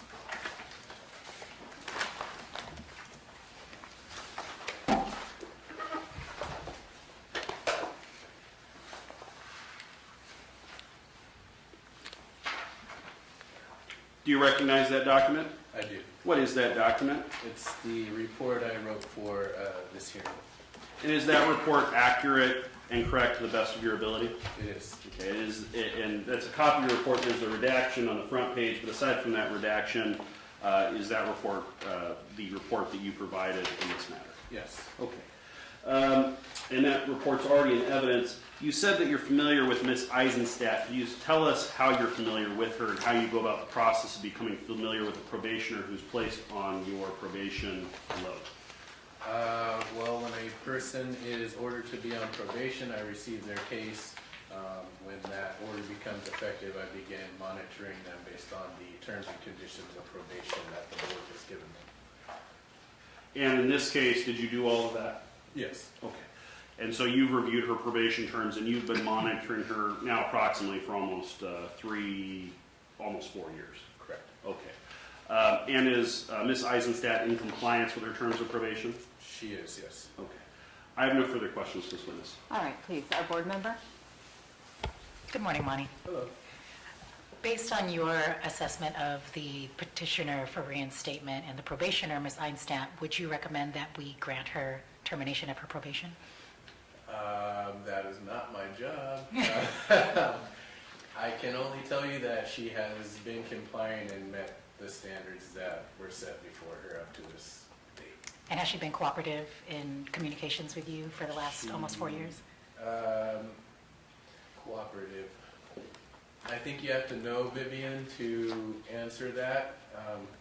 Earlier on, maybe a couple years ago, I might have said no, but after getting to know her, I figured out that's just the way she communicates sometimes. She can be emotional, so if you're not aware of that, it can come off as she's frazzled or whatever. It's not the case. She just can be emotional when she talks. She gets excited, so yes.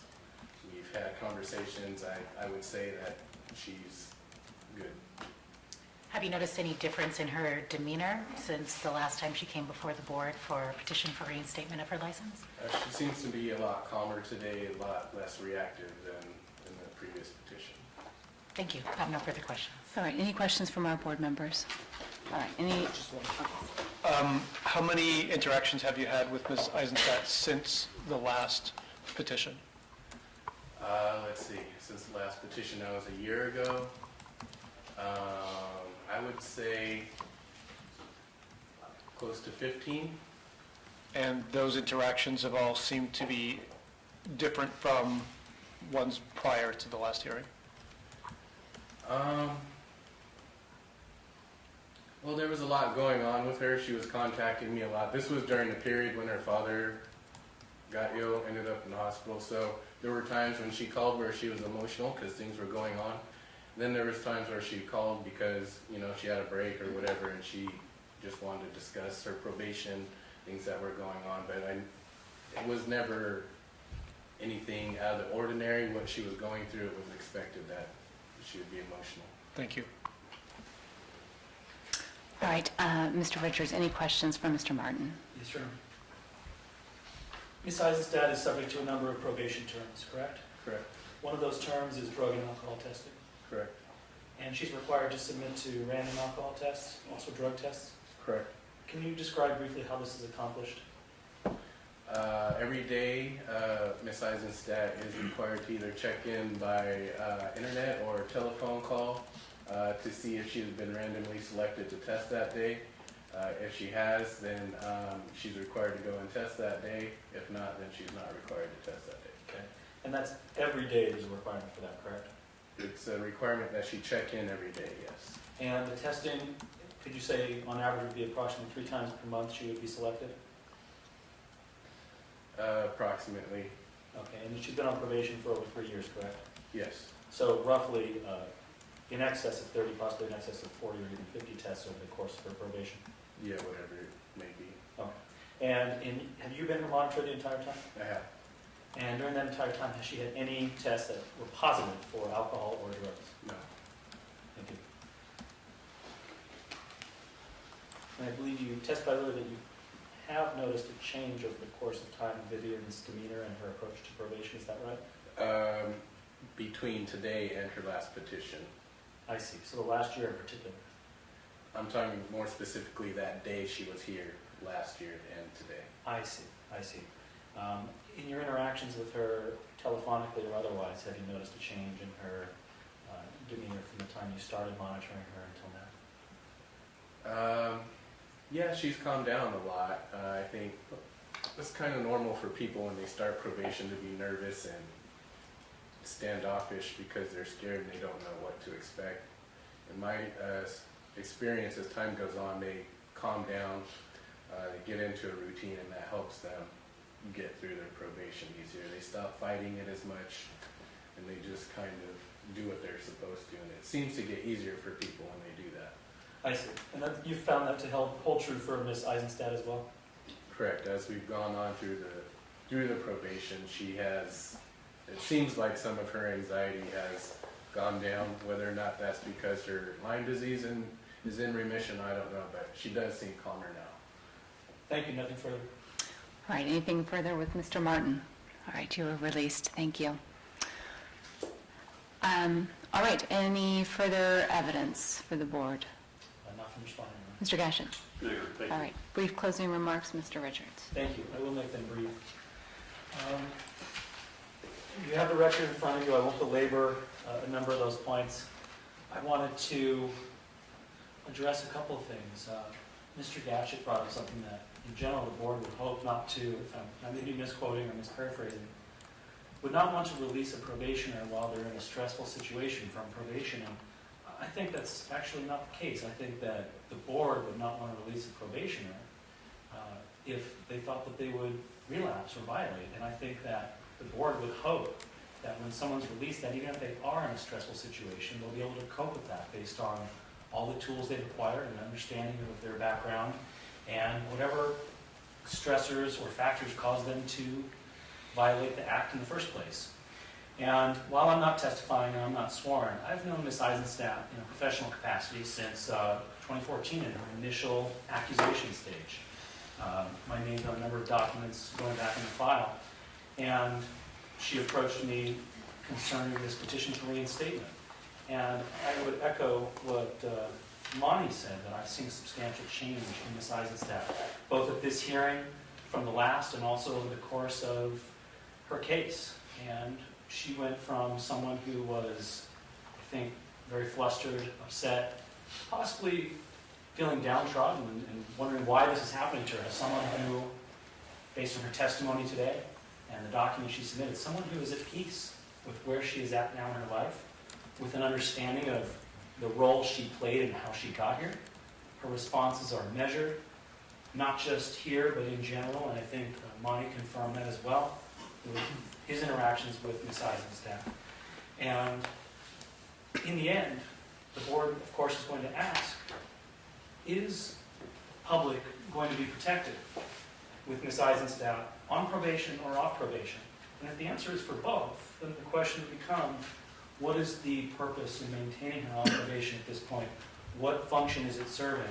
And I know at the start of this proceeding, a member read the board's mission, which I believe in my letters, to promote and protect the interests of the people of California by the effective and consistent administration and enforcement of the Physical Therapy Practice Act.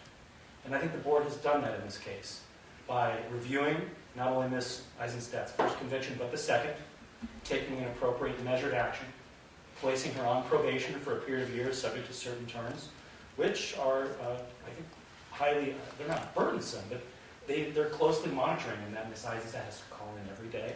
She's been tested numerous times, has never had a positive test. And so I think that the board would be still fulfilling its purpose by granting Ms. Eisenstadt's petition to terminate her probation. Thank you. All right, any brief closing remarks? As the board knows, the purpose of one of these proceedings is to determine the rehabilitation, remorse, and review whether the petitioner has learned it. The petitioner comes to these proceedings as a fallen licentiate. We're not going to rediscuss the facts of the underlying case. They are what they are. She was placed on license probation because of criminal convictions. They are the record. There are still concerns as she goes through the evidence of this case to the underlying cases that she still has some uncertainty about the facts, or she's still not embracing the facts as they are on the record. It is clear that she has made strides in the last year. The board members pointed that out based on her prior petition, and today Mr. Martin stated that as well. Attorney General's office will submit on her request, and I will leave the final decision obviously to you, because it is the board members' responsibility to determine whether this petition has met the burden that is her burden But it is worth noting that while she has made significant strides, especially from what was the previous decision a year ago, where she really showed very little insight, and she's showing more insight, and I think she's definitely showing that she's remorseful of these actions and acceptance. There is a part of this, though, where I think the record still shows that it would be helpful to Ms. Eisenstadt to take some time, do an inventory, and really come to terms with what she did in 2008, 2011, moving forward, and really acknowledge and admit what she did to herself, so she has an understanding going forward. With that, I'll submit on those comments. All right, Mr. Richards, any final remarks? Thank you, Your Honor. With respect to the arguments and position of the Deputy Attorney General in this case, it is absolutely correct that the facts of this case are established. The convictions occurred. The conduct was engaged in by Ms. Eisenstadt. It's less important now whether a tire was struck against a curb or whether it went flat than it is that Ms. Eisenstadt accepts that she chose on 2 separate occasions to consume alcohol and operate a motor vehicle. That's what's key, and so that she can start, and she started years ago, on trying to ascertain why that happened. And I say happened, but why she did that more correctly. She, more than anybody, is acutely aware that it's her actions and her actions alone that have placed her here. She accepts responsibility for those things. And I want to add something that struck me after reviewing the first hearing to now. I believe, and there's a transcript, of course, that the words, "I accept responsibility for my actions," never escaped her mouth today. And I think she probably said it 20 times at the last hearing. And it's one thing to say it. You can say those words over and over. That doesn't mean it's true. I think what someone's words are, what they say, is going to be more emblematic and probative of whether they actually do accept responsibility. So rather than have her parrot that term over and over, she described what happened in this previous case, what brought her here, the actions she took, but also what she's changed, what she's learned, and why now she's a good representative for this profession, and why she's not a risk to the public, and why probation at this point is no longer warranted. And on that, I submit. Thank you, Your Honor. All right, the matter is submitted and the record is closed. We are off the record. Thank you. Thank you. All right, I have a form that provides information on how to obtain a transcript of the hearing if you wish to get a transcript, and then once you get that form, you are free to go. And then the next matter that is going to be, is the next petition hearing, I believe, is Ms. Hill. That's correct. All right, and so Ms. Hill can come up to the desk.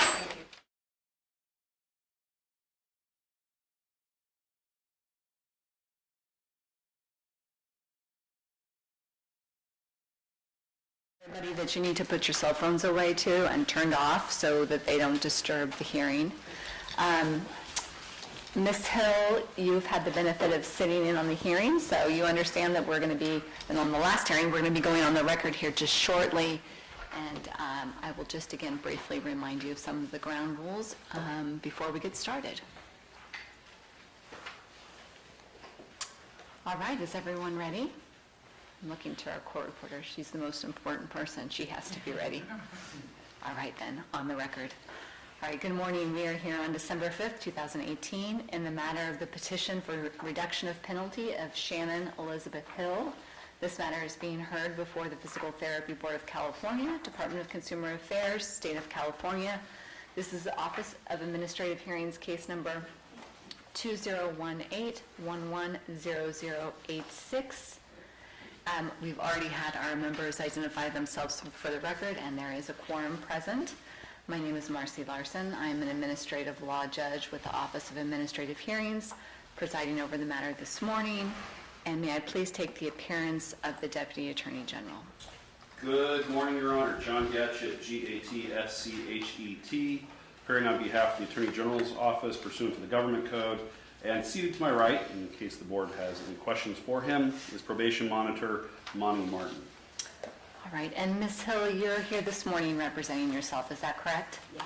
All right, so I just want to go through just some reminders. As I mentioned before we went on the record, I know you had the benefit of sitting in on the last petition hearing, so you saw how the process takes place, but I just want to remind you that the board is concerned today about the rehabilitation that you've undertook since your license was disciplined. You have the burden of proof, which means that you must meet the burden of proving that your petition should be granted. Mr. Gatchett will present the petition package first and give the board members an overview of the history of the discipline of your license and probation. And then after that, you will make your presentation to the board. As you know, the board members have the benefit of your petition package, so you don't have to repeat information that's contained in there, but certainly you can highlight anything that you want the board to consider. After you have presented your case, because you are representing yourself, you will just testify in the narrative and share any information you want the board to consider. And then Mr. Gatchett will have an opportunity to question you. And then after he's done, then the board members will also question you. I will make sure that you have the final word, so if there's anything that you want to add, you can do so. And then if the board members have any questions for the probation monitor, then we'll address that if it becomes an issue. All right, as I mentioned before, I cannot provide any legal advice during the proceeding, but if you have any questions about the procedures, you can certainly ask me. If I can answer the question, I will. All right, any questions? No. All right then. All right then, with that, Mr. Gatchett, if you would please present the petition package and give the board members an overview. Good morning, ladies and gentlemen of the board. Here, Ms. Hill is making her first petition for early termination of probation. The facts that underlie why she was placed on probation were 2 driving under the influence convictions, 1 occurring April 26, 2013. The BAC in that case was 0.25. And while the proceedings were occurring on that case, the petitioner on August 8, 2013 was arrested again for a second DUI. And the BAC in that matter was a 0.21. She was convicted of both DUIs at the same time, September 27, 2013, so approximately a little over 5 years ago now. She was placed on probation by the board effective June 22, 2015 for a 5-year term plus the substance abuse terms as we normally do with a DUI case, plus 1 year from completion of the rehabilitation program. She's scheduled to expire June 22nd, 2020, and she has completed Maximus, the diversion program, as of August 13th, 2018, and she is in full compliance with her terms and conditions of probation. At this moment, Your Honor, I can go into the packet. Please do. What we have here before us is a smaller packet, so it'll take a little less time to admit. We have Exhibit 1, which is pages 1 through 25, which is the certified decision and accusation in this matter. And the accusation starts at page 18. Once again, there's a very detailed recitation of the facts from both of the underlying DUIs that is contained in that accusation that the board can review. Exhibit 2 is the printout of her license status. So that's page 26, showing that she's currently on probation with terms and conditions. Exhibit 3 is the notice of hearing. I've also, before the hearing began, I provided the court with a notice of hearing that was filed with OAH, which has the proof of service, and would ask that also be incorporated as Exhibit 3. But for your purposes, it's pages 27 to 29, identified for the record. Exhibit 4 is the petitioner's petition for reduction of penalty, the first 2 pages, and those are pages 30 to 31. For identification for the record, I would also note that the date stamping in this case, once again, like the last case, is both in the top, the bottom, and the middle of the page, just in case there's writing in the way. Exhibit 5 is the petitioner's narrative statement. Exhibit 6 is a letter of recommendation from a Craig Legacy physical therapist. Exhibit 7 is a letter of recommendation from a Justin Brown physical therapist. And those are marked for identification as Exhibits 6 and 7. Exhibit 8, marked for identification, is the certificate of completion for Maximus diversion program, and that's page 35. And then finally, Exhibit 9 is the final report by probation monitor Monty Martin, and those are pages 36 through 46. At this time, I'd ask those all be marked for identification and admitted into the record. Ms. Hill, do you have any objection to Exhibits 1 through 9? No, I do not. All right, Exhibits 1 through 9 are admitted. All right, anything further, Mr. Gadget? No, Your Honor, thank you. All right, Ms. Hill, then it's now your opportunity to testify. I'm going to have you please stand up, and I will swear you in. Please raise your right hand. Do you solemnly swear or affirm, under penalty of perjury, that the testimony you give in this matter will be the truth, the whole truth, and nothing but the truth? I do. Please have a seat. And please state and spell your name for the record. Shannon Hill, SHANNONHILL. All right, Ms. Hill, as I explained, it's your opportunity to provide the board members any information that you want them to consider for purposes of ruling on your petition. First of all, thank you for giving us the opportunity to do this. So I appreciate that. I am requesting early termination of my probation. As you heard the facts, I did have 2 DUIs in a very short amount of time. My life had imploded at the very end of a tumultuous 22-year marriage. The second DUI was August 8, 2013, and I knew at that point I needed help. I'm a recovering alcoholic. I have alcoholism in my family. My brother is in the program, and when I say in the program, that means AA. We call it the program. I voluntarily walked into a treatment center the next day on August 9th, and I stayed there for 5 months. And I didn't submit it with my packet, but I do have the letter of what I did there.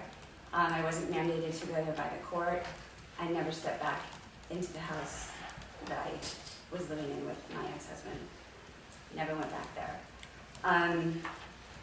I stayed there for 4.5 months on my own, in an inpatient and in a transitional living facility.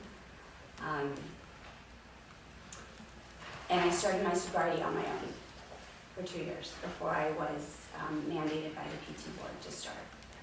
I'm kind of an AA geek, actually, so if I quote stuff, it's just because it's part of who I am. I do take my sobriety one day at a time. I cannot say tomorrow, I won't drink. It's a day at a time. That's how alcoholism works. It's a disease. And during the time of my DUIs, I was active in that disease. I didn't understand. I realized my trigger points. I realized that I can't do it alone. The first word in the first step of the 12 steps of AA is we. We admitted that we were powerless over alcohol and that our lives had become unmanageable. And that's what I needed. I have a support group. I have a sponsor. I have 2 sponsees. I'm very active. I go to women's meetings. I do the Canyon Club barbecue. It's who I am. My children, I have 2 teenage boys, ages 18 and 17. They know everything. We have been through a lot, gained respect of them. Life is in session, always. There's always going to be stressors. I deal with it differently.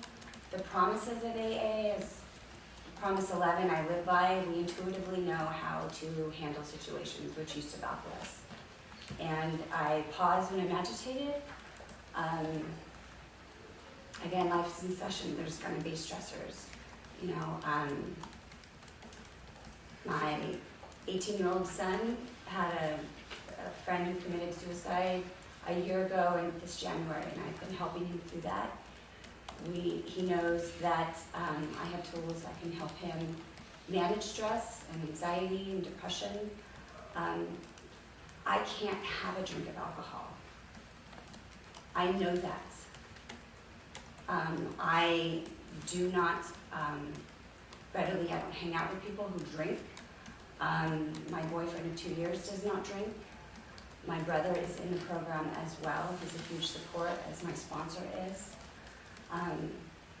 I'm very active. I ride a road bike 150 miles a week. I'm very active in that. And the bike ride, some of those people want to go and have a beer. They hand me a Diet Coke. It's just the way it is. I'm very proud of who I've become. I'm not ashamed to say that. I help other people. I reach my hand out to a newcomer at meetings all the time. In the beginning, yes, it was very stressful. I was ashamed, I was embarrassed. That's, I think, normal. I was served divorce papers at an AA meeting at the Harbor Club in Dana Point, California, in front of 200 people. And you know, that's just how it is. And I went through, during this time, before I was on probation, I went through divorce. I went through a 5-day trial period. And I got my kids. My kids live with me, and it is amazing. My life is not where it is if I were not sober. And so I'm grateful for that. You know, I wish I would have come to that realization before, but that's what it took. I got my head schnockered. I needed to get my bell rung, and I did. And again, I learned my trigger points. I learned to be of service to others. And as much as Maximus is very demanding, not just financially, but emotionally and time-consuming, it has allowed me to continue working as a PT. And for that, I'm grateful. I've been doing my job for over 20 years. I absolutely love what I do. I'm good at what I do. And I want to continue working as a PT. This has been a second chance for me to grow. My divorce has been final, and getting ready to send my kids off to college, and it's exciting. And again, all I have to say is that if it were not for my sobriety, then I would not be able to do any of those things. Thank you, Ms. Hill. So what I'm going to do now is ask Mr. Gatchett if he has any questions for you. And as I mentioned, then the board members will have an opportunity, and then you'll have an opportunity to add anything you'd like to add. All right, Mr. Gatchett. I may have a few questions. Ma'am, I start these out, I do want to go back kind of in time. So tell me why you consumed alcohol on April 26, 2015. I was at a point, I was very depressed. One of my trigger points, I was in an abusive relationship. If you want details, I'll go into it. If not, I would just like to say that, at that. And one of my triggers to numb that out was my ex-husband's car coming into our driveway. And again, I told you after the second one, I never walked back on that driveway ever again. And I drank to numb the pain. I drank to numb the potential abuse. And you don't need to go into details about that relationship, but I think we can suffice to say, and you can just tell me if these are fair statements, that was an unhealthy marriage? Absolutely. Okay. And there was probably, I'm guessing, mental abuse during that marriage? Absolutely. Okay. So one of your trigger points was basically being in an unhealthy marriage? Yes. Okay. What are some of the other trigger points that you dealt with? During that time, I would isolate, and we know that in AA, isolation is never a good thing. And that is a trigger point. When I think that I need to not talk to people, not reach out, then that's a trigger point for me, because I take contrary action now. If that's what I think I should do, that's not the necessary thing. Isolation, halt, never get hungry, angry, lonely, or tired. So, Anything aside from isolation and then the unhealthy relationship that you were in? those are the two triggers. we talked a little bit that you've got you gave the halt, and so I'm guessing with isolation that you've built a support network to deal with that? Absolutely, my AA community, my cycling, I'm in 2 cycling clubs. It's a huge community, but mostly AA and the women. Yep. How often do you go to AA now? I still go to about 4 meetings a week. So on average, you average 16 meetings a month? Yes. And you're no longer married in an unhealthy marriage. How have you changed so that you can have stronger relationships with potential people, cohabitants?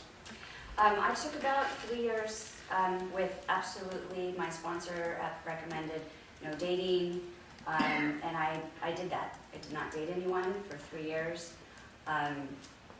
I have learned to communicate. I have learned to not accept someone who might be controlling or verbally or physically abusive. That seems obvious in most relationships. And I figured out what I needed to do, how I needed to stay healthy. Exercise, as I mentioned, cycling is a major component of my program. Initially, I wanted to get a new bike. They're very expensive, and my sponsor, who actually is an accountant, recommended, yes, I think you should. You need to do that. And I did. Next day I did. She is my go-to, and she knew I didn't really have much money to do that, but I did. And I added to that bike so many things. Have you gone to any counseling sessions Yes, I have. regarding relationships and how to find stronger relationships? Yes, I went to a counselor called Ingram in Laguna Hills, and we worked through many issues.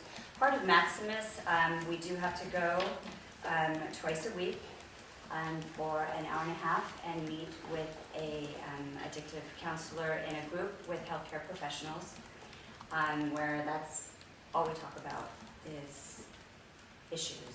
And so that was part of Maximus. It was mandated to do that as well. Okay. I mean, you made the statement that you would think those are self-evident, that you wouldn't want to be in that type of relationship. I can tell you as a former domestic violence prosecutor who spent 4.5 years putting people in prison for failing to do that, I can tell you that those are not self-evident often. And it does take a lot of training, so good job going through that. On April 26, 2013, what did you drink before driving? Wine, red wine, Was that kind of your go-to at the time? yes. And the alcohol level was pretty high, acknowledging 0.25. That would take a pretty large amount of consumption. Do you have an approximate idea of how much you drank before you drove that day?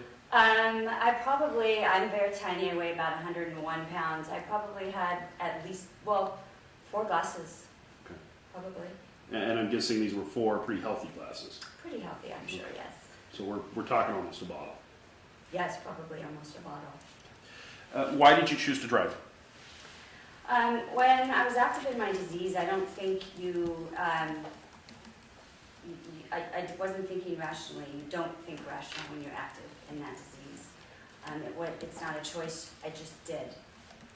And absolutely the poorest judgment in my entire life. Again, I think you're in it. There was no thought process that went. I'm gonna get home, I'm just gonna go to bed. I think, that's what went through my head. You had been issued your license in 1998, so by that time you had been a licensed physical therapist for approximately 15 years. Were you battling alcoholism during that period of time in your life?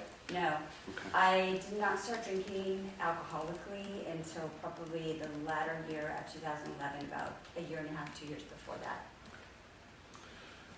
And you had stated that in your family you had a past history of alcoholism, so I'm guessing up until that point you were kind of aware that alcohol and your genetics might not be a good mix. I didn't really realize that until I went to treatment, when I did a full family history, and now, yes, my mother and father are both functioning, if that's even a term, alcoholics. So 2011, you start drinking heavier. I'm guessing it was dealing with those two triggers, isolation and an unhealthy relationship. Do you know if there were other times that you drank to excess and then drove a vehicle during that time? Before those two DUIs? Yes. I don't have dates, but I'm sure that there was a few occasions, yes.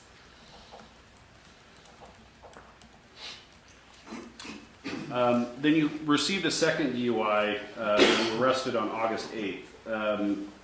Why did you consume alcohol on that day?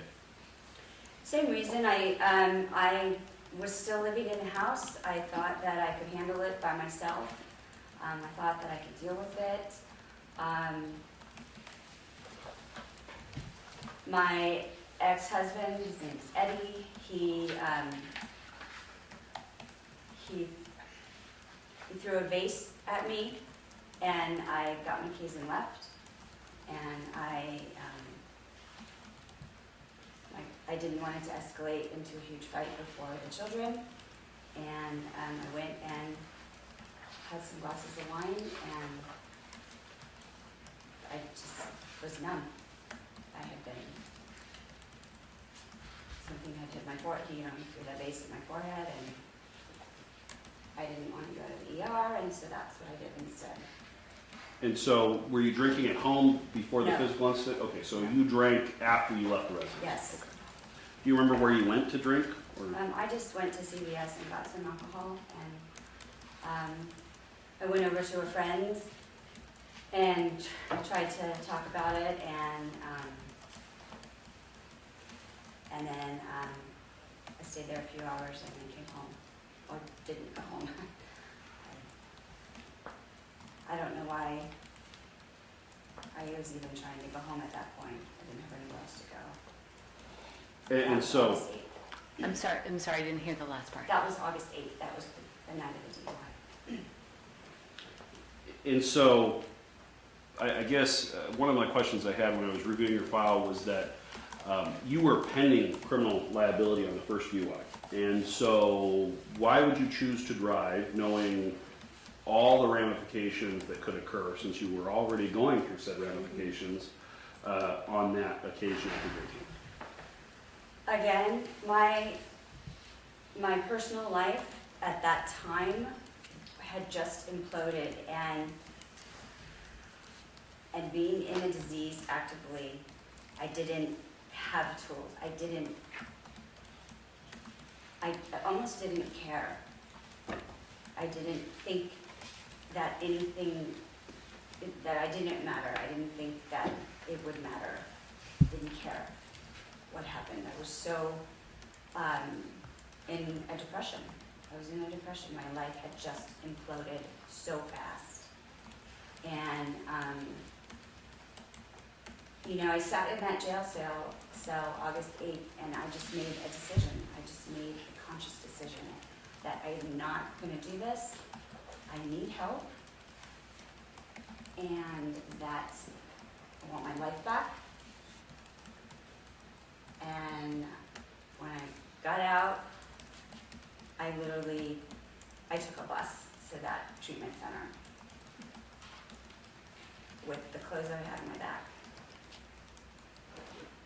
Because I needed help, I knew I couldn't do it alone, and again, I didn't step foot back in that house. Even when I got my things after the divorce, my sponsor went into the house and got everything. Went to my closet, got my clothes. I didn't even take a pillow. I didn't care. I wanted out. And I got out. In looking back at your course of addiction and your problems with alcohol, would you say August 8th, 2013 was your bottom point? Yes, absolutely. You've stated that when you were in your addiction, you understood, to you, it didn't matter that you were driving with alcohol on board because you weren't, at the time, able to perceive what that meant. Now, 5 years later, sober, you understand the ramifications of driving under the influence. Yes, absolutely, and I'm so grateful that I did not hurt somebody else. I am so thankful that no one was hurt, that my children were not in the car. I hear on the news, again, I'm a cyclist, just last weekend in Newport Beach, a cyclist was killed by a drunk driver. And I talk about it at the meetings, you know, I reach out and I definitely understand. Have you done anything to try to give back to the community in the sense of going to MAD or one of those organizations and speaking out as someone who's a former alcoholic who had driving under the influence convictions and talk to them about, you know, being a cyclist, being a danger to the road? Have you done any of that? I have gone to MAD meetings and I have spoken. And so you've done some community service related to trying to give back to the community on that. Any other? I'm sorry, we don't have an answer. I can see you shaking your your head, head, yes, we have a court sorry, reporter, yes, so- Yes, yes. I've been to 3 MAD meetings and I've spoken out. Do you think that'd be something you'd do in the future, assuming, you know, probation is Yes, lifted? they have asked me, yes. Okay. I am a mother, so it's very dear to me, and my children drive, which scares me anyway, so, Well, I think I read in your letter that part of also because of your own history and your history of your family, there is part of you that has fear for your children as they grow up and come into situations yes, with... and we talk about that. My older son and I are extremely close, and he comes to me, his friend that committed suicide is January 7th this year, so coming up on a year, had substances in his blood when they did the autopsy. And my son had no idea that his friend was doing that. And we have together been to counseling for that. He said, "Mom, can you please take me to counseling?" And I found him a counselor, and we've been going, he went once a week for about 12 weeks, and then we go twice a month. We go together, and he goes individually. So they are definitely aware of that. They are aware that their Nana and Papa are alcoholics. They know that. They never see alcohol. Obviously, they never see alcohol in my house. It's not that I don't tell people you can't bring alcohol. People just don't. I don't have it in my house. I don't serve it at Thanksgiving. It's really actually not allowed in my house, and they know that. Their friends know that, and I don't hang around with people that drink. I know it's in the packet, but we always ask it. What's your sobriety date? August 9th, 2013. My last drink was August 8th. And then have you completed the steps in AA? Yes, several times. Okay. When was the last time that or the most Probably recent time? 2 months ago. And I always take a daily inventory every day.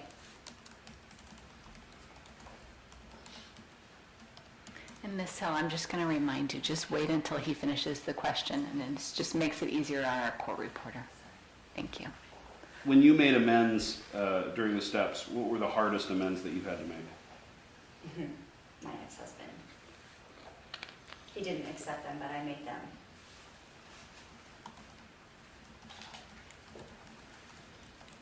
Has that also helped you at that trigger point? Yes. Do you currently have an AA sponsor? Yes, Donna O. And do you sponsor anyone in AA yourself? 2.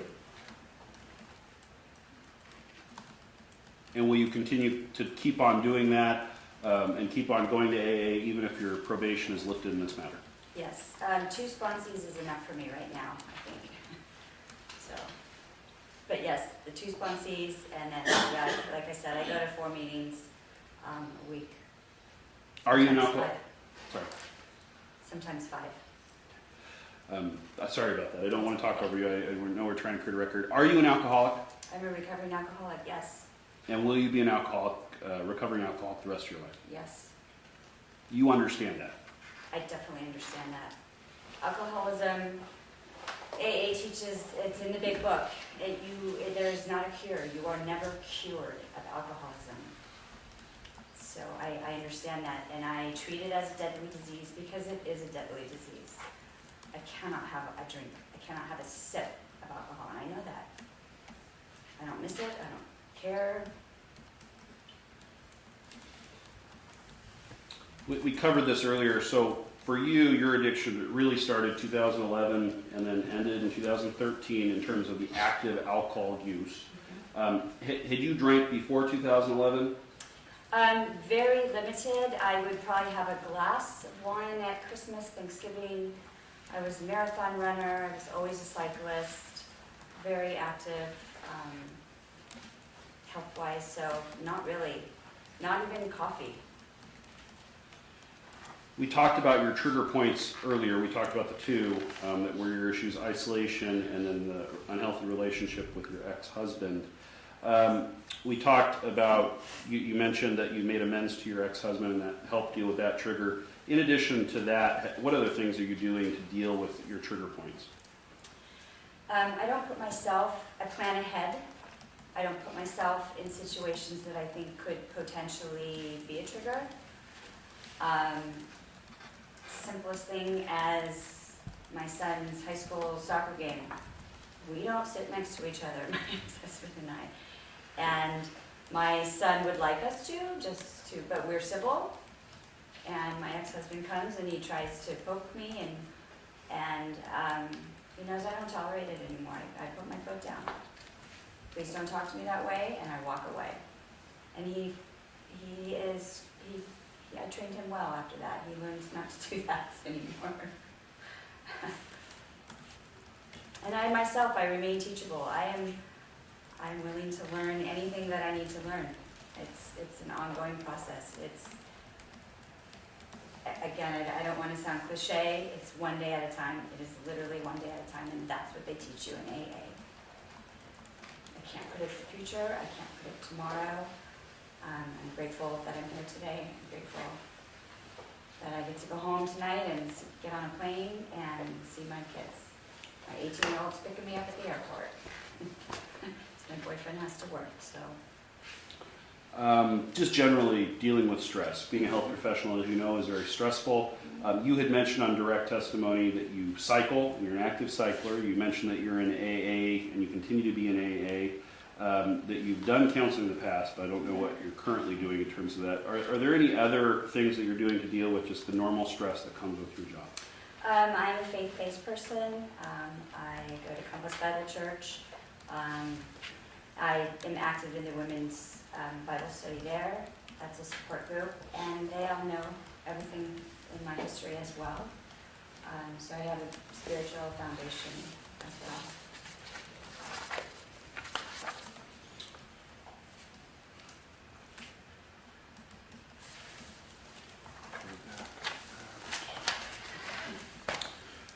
Do you regret the conduct that led to you being placed on probation before the board?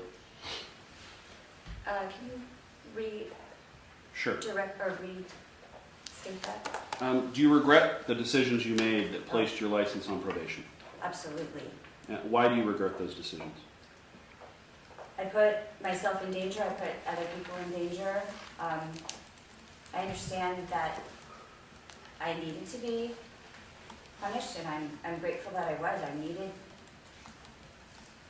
needed that. It was the catalyst to my recovery. I live in recovery, and that was the catalyst. You understand that continued alcohol use by you will harm your ability to treat patients in the future. Yes. And do you understand, or how does that make you feel, understanding that could occur, that you would lose the ability to treat patients? I would be devastated if I couldn't do what I do. This is what I do.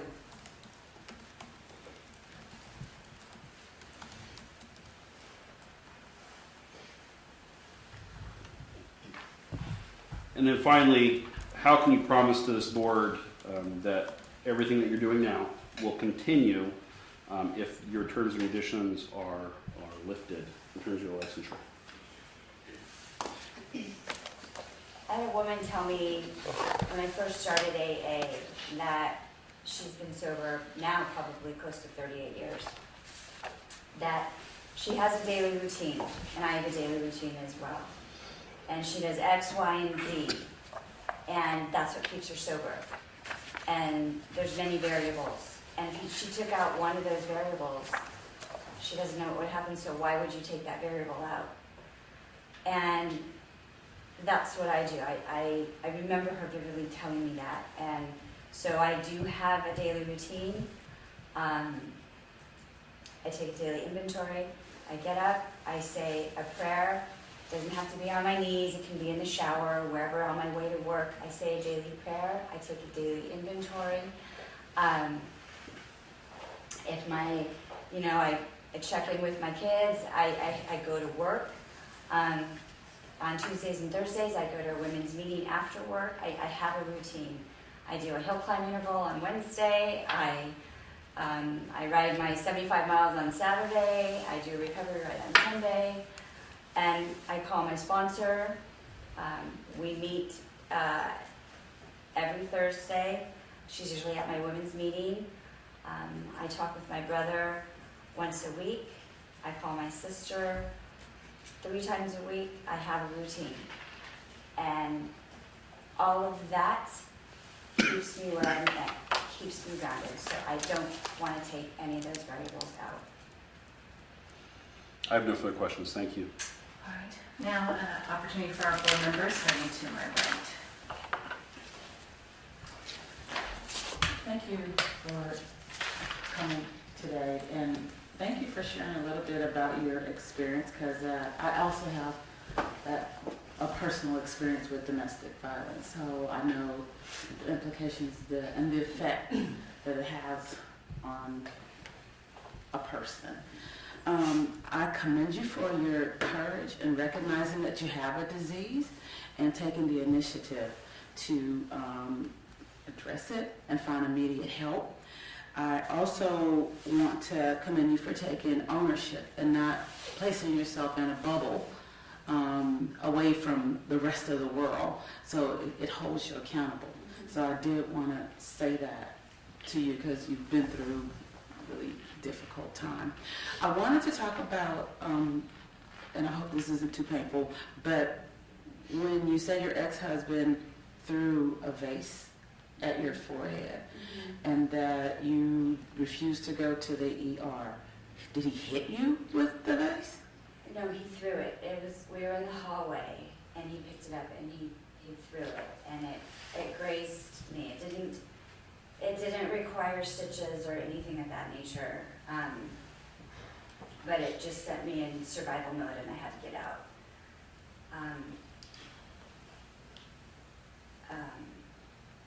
It was kind of, the argument, I don't know if I mentioned in the packet, when the abuse had gotten worse and worse. I mean, we really, this is probably way more too much information about my personal life. We probably should not have gotten married.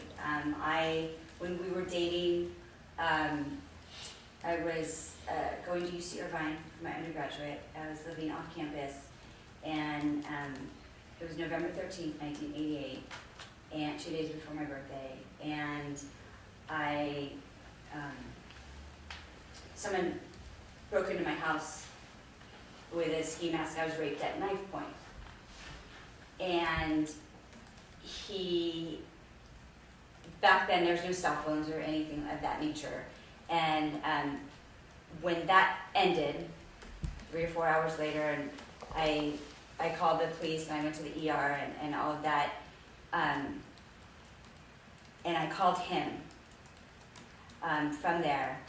And when he came, he said to me, if you would have just gone out with me, that night, this wouldn't have happened.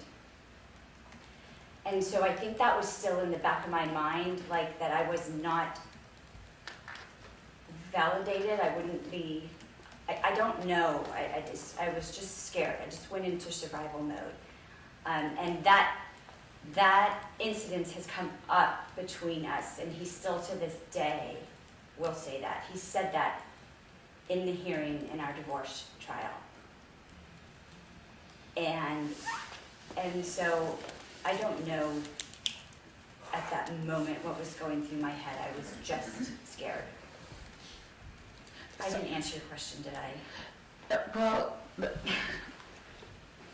so here's what I'm trying to understand. So, and you had the thought of going to the emergency room. I didn't really have that thought, but in hindsight, I'm like, I probably should have. But at the moment, I didn't. I thought, I'm just gonna go to my girlfriend's and I'm gonna take care of it. And In hindsight, I that's when I thought I should have. But you stopped at CVS before you Yes, got to your I did, yeah. girlfriend. So That's what you do when you're, have crazy thinking and you're an alcoholic in your disease. When you're active in your disease, that's what you do. You don't have a clear head. Has anyone ever told you that you drink too much? No one ever told me that.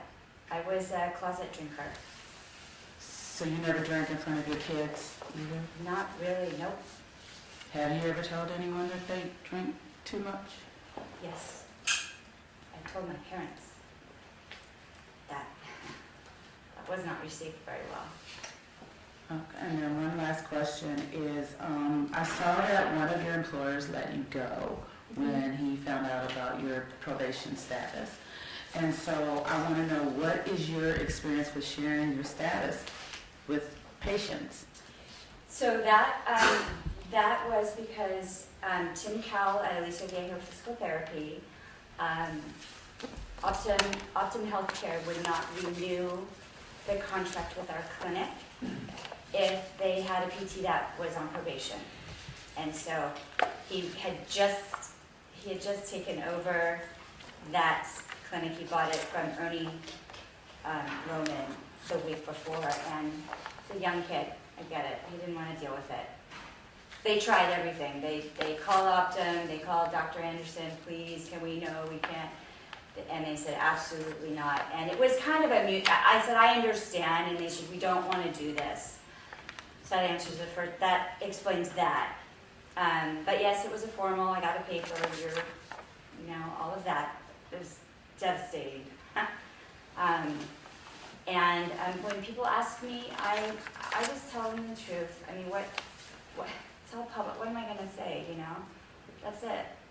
Yes, I had 2 DUIs, and my life is different. I'm in recovery, and I actually had a patient, this past summer, at the beginning of the summer, she was asking me, her son is dealing with drug addiction, and asked me where I went to rehab. And I was able to help her. I was able to give her information, I mean, I didn't tell her out in the open gym. I didn't, hand her all this information, but I gave her the information for the men's treatment center. And so, yeah. Thank you. Yeah.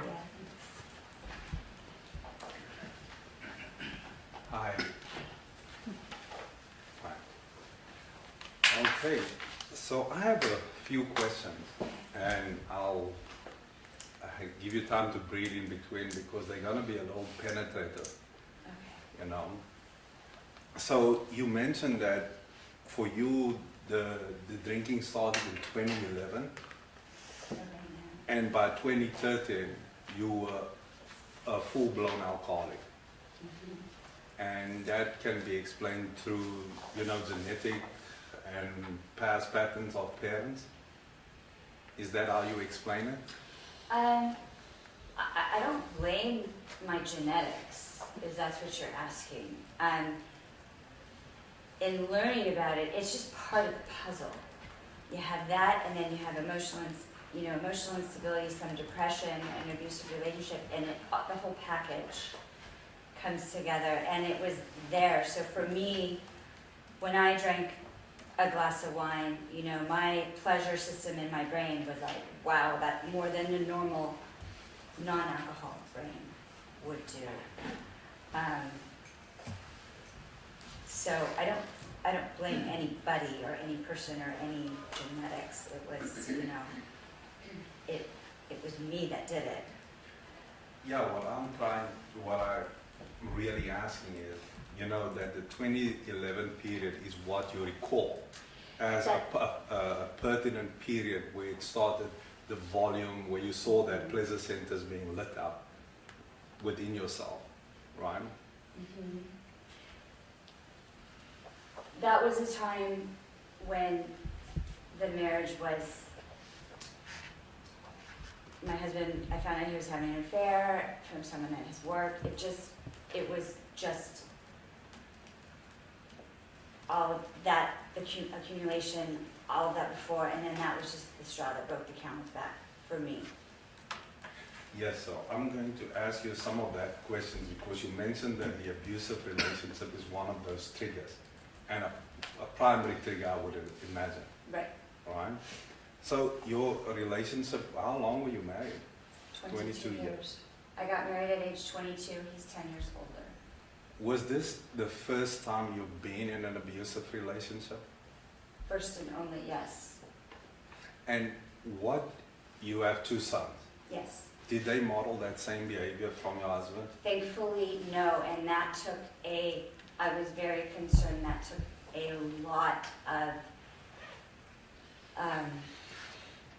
lot of work for me. I'm going to pat myself on the back for that because I taught my kids who they are, and I'm so proud of my kids.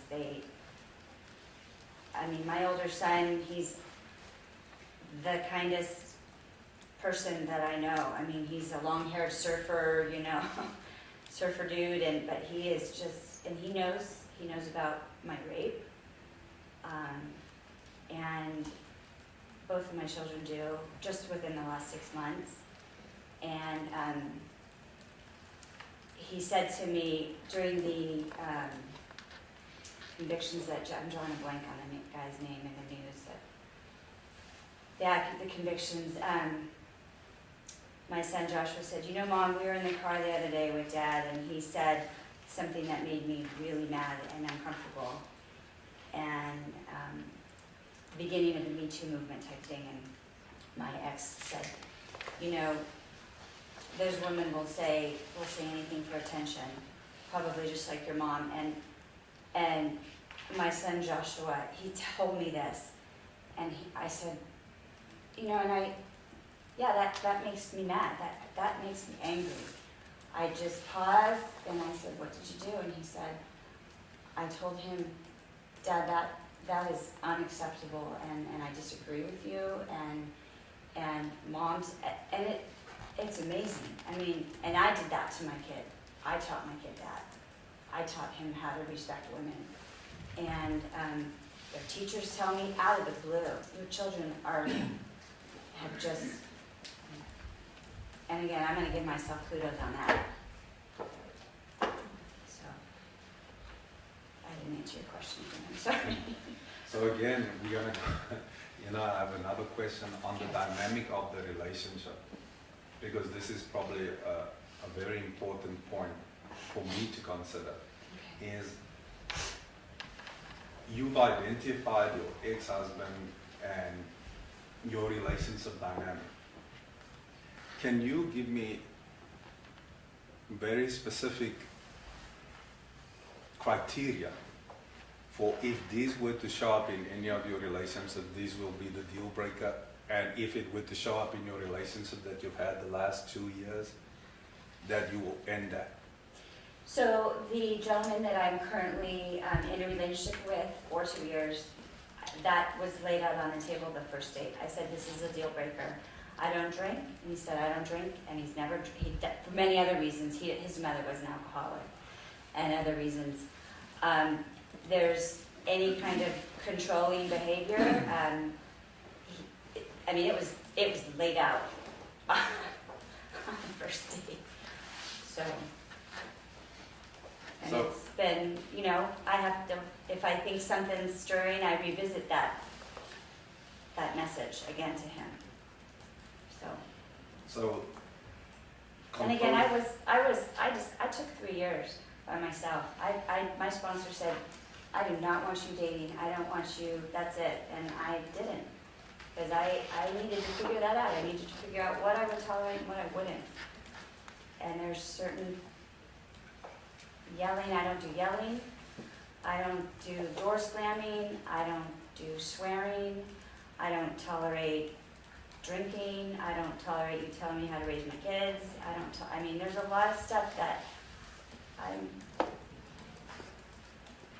pretty grounded in what I will tolerate with being in a relationship.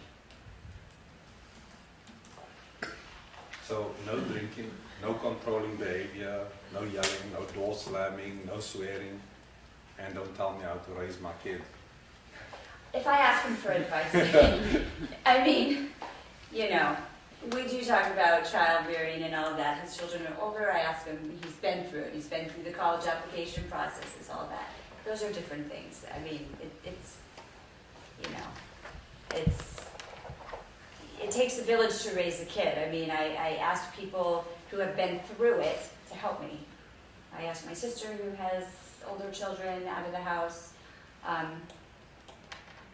You gotta ask people who have been through it. My final question. What is the number one, since unhealthy relationships is your trigger, what are the number one thing that you have to be vigilant about every day in your relationships, not just personally, but around you, that will trigger you? I'm brutally honest, and I'm open, I'm transparent. I want people to be transparent with me. And I take a daily inventory, and if I am wrong, I admit it promptly. I check it, and I move on. I have no problem saying, I screwed up, I made a mistake, I did this, you know. Thank you.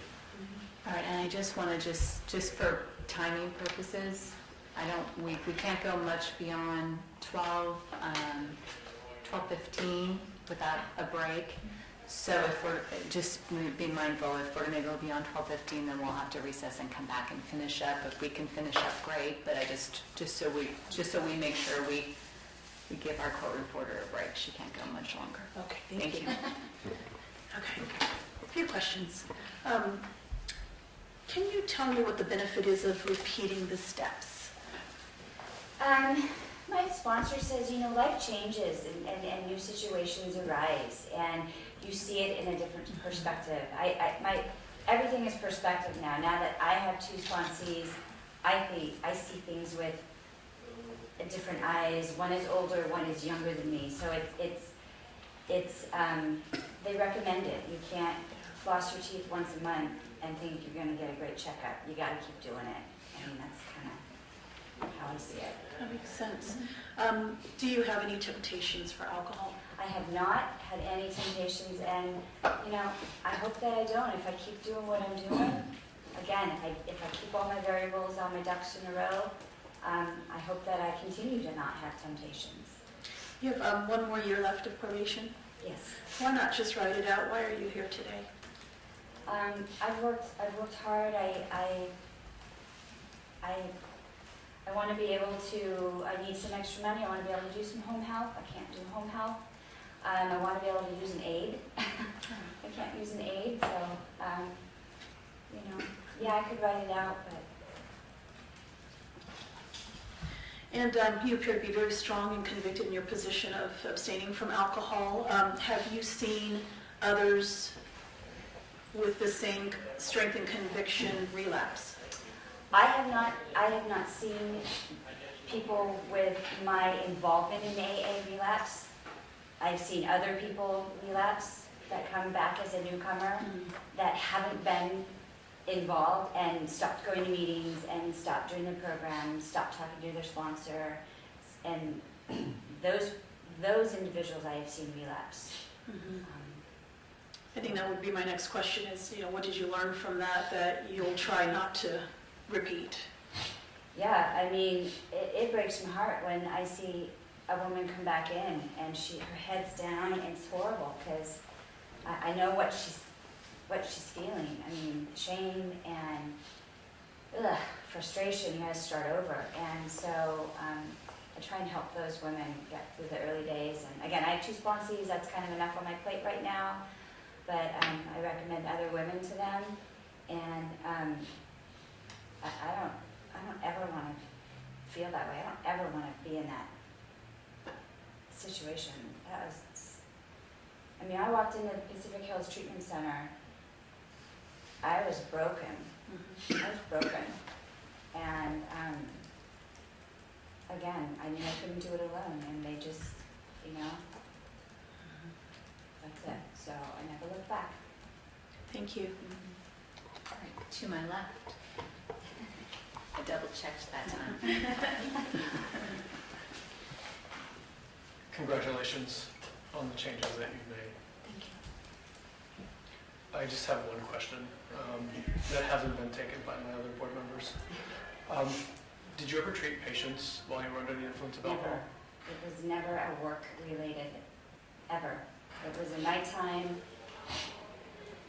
His car came home, up in the bedroom, shut the door, and yeah, that was a pretty depressing situation. And I visualize it now, yeah. Thank you. Good morning, or afternoon now. What conversations do you have with your sons regarding alcohol? Well, they're 18, and they know the consequences, obviously. For 2 years I had a breathalyzer in my car. I had to drive them to soccer, lacrosse, their jobs. They know that's a consequence. Again, they know they're Nana and Papa are alcoholics. They tell me they don't go to parties. They will tell me one son was, he went to the gym and then he went to someone's friend's house and he said, Mom, they're talking like someone's gonna get alcohol, a kid from a different school, and he said, can you pick me up? I don't want to even be here. They know it's a disease. They know that they have a possibility of it happening to them, of them becoming alcoholics. They've also said they're teenagers. They said, Mom, kids are smoking weed, and sometimes I feel like I'm missing out because I can't do it. And they say can't because they know they can't.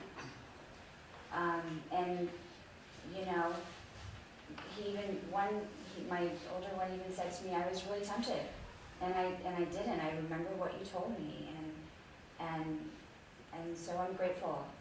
Are they gonna?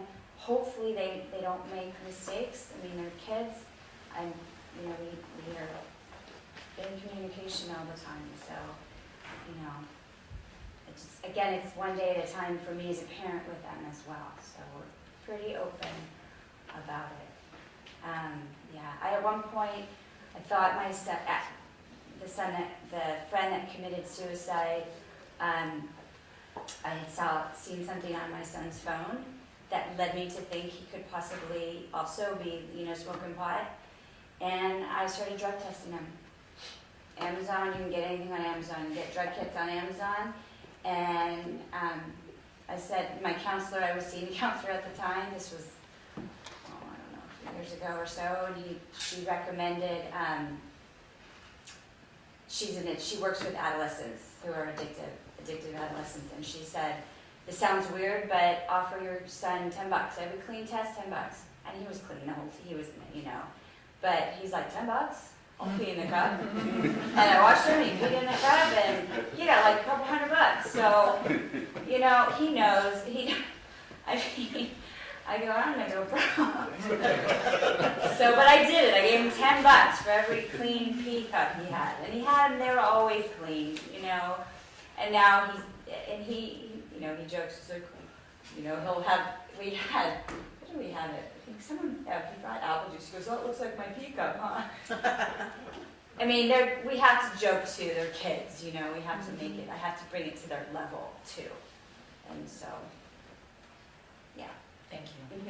Also you mentioned earlier that you brought some supporting documentation. Did you want to submit that? into Sure, the- I have copies. This is just I did it, the treatment center that I went to. I entered on August 9th, which is the day after my second DUI, and I left December 22nd, 2013, so almost 5 months. And this is just the, All right, so Mr. Gash is just going to take a look at it, and then I'll have him hand it to me. yeah. Are those both of the documents that? They're single copies. There's Yeah, 10. here's there's multiple copies, Judge, Oh, so I'm just gonna excellent. take one. Yeah, that's Do you have- fine. Do you have a copy? I think I have another copy. Okay. There's No, 10 I'm just copies. approaching, and I have no objection to those being admitted. All right, so this is, I'm marking this as Exhibit 1. Just, yeah, it's the, I'm sorry, Exhibit A. There you go, Exhibit 1. And it is admitted. And I will pass the copies on to our board members as well. And I have no further questions. I just wanted to make sure. we Oh, got yes, these we documents can. Since you provided them. Thank you. All right, any Oh, questions? if I may, Your Honor. Good afternoon, Ms. Hill. Again, thank you for appearing before us and providing your testimony. Hopefully, these are quick questions. Dr. Legacy, who wrote a letter in your behalf, I went over his statement, and he uses arrested for a DUI, per DUI arrest for a DUI. So he mentions it in the singular. I just wanted to make sure that he was oh, he aware. knows. He's my worksite He's monitor your for supervisor, Maximus. just wanted to make sure. Yeah, he's my supervisor, and he was, when I was in Maximus, my worksite monitor. He's, yeah. And then the last question is really is just looking at your personal statement. So you say you've earned back the respect of your 2 children. Mm-hmm. I would ask you, is there anyone else or any person or persons who you think you might have lost respect, Yeah, I lost their mean, respect? Ironically, my dad was disappointed, which is really ironic, given that he's an alcoholic. I mean, he consumes about 36 drinks a week. He's definitely on Mayo Clinic's excessive drinker platform there.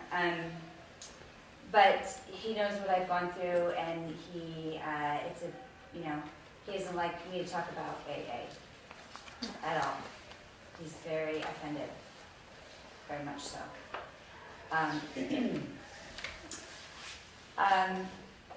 My ex-husband, I don't really care what he thinks. I made my amends, he didn't accept it, so as far as him respecting me, my employer, the one that you just referenced, I had worked with him prior, and when I called him, after I was let go from the other clinic because of Optum Health, I said, I need to meet with you, I need to talk to you, and told him, and he said, I respect you, I know you, I've worked with you in the past for 15 years, you can work here, you have a job here, what do I need to do? The new Maximus, who do I call? So that was, I didn't think I was going to get a job. So, he said, it's a shock to anyone. I mean, it doesn't look good. On paper you get 2 DUIs in 4 months. That doesn't look good. It's not good. Yeah.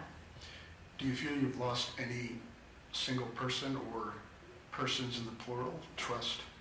My neighbors, when I was living in the house, my ex kept the house.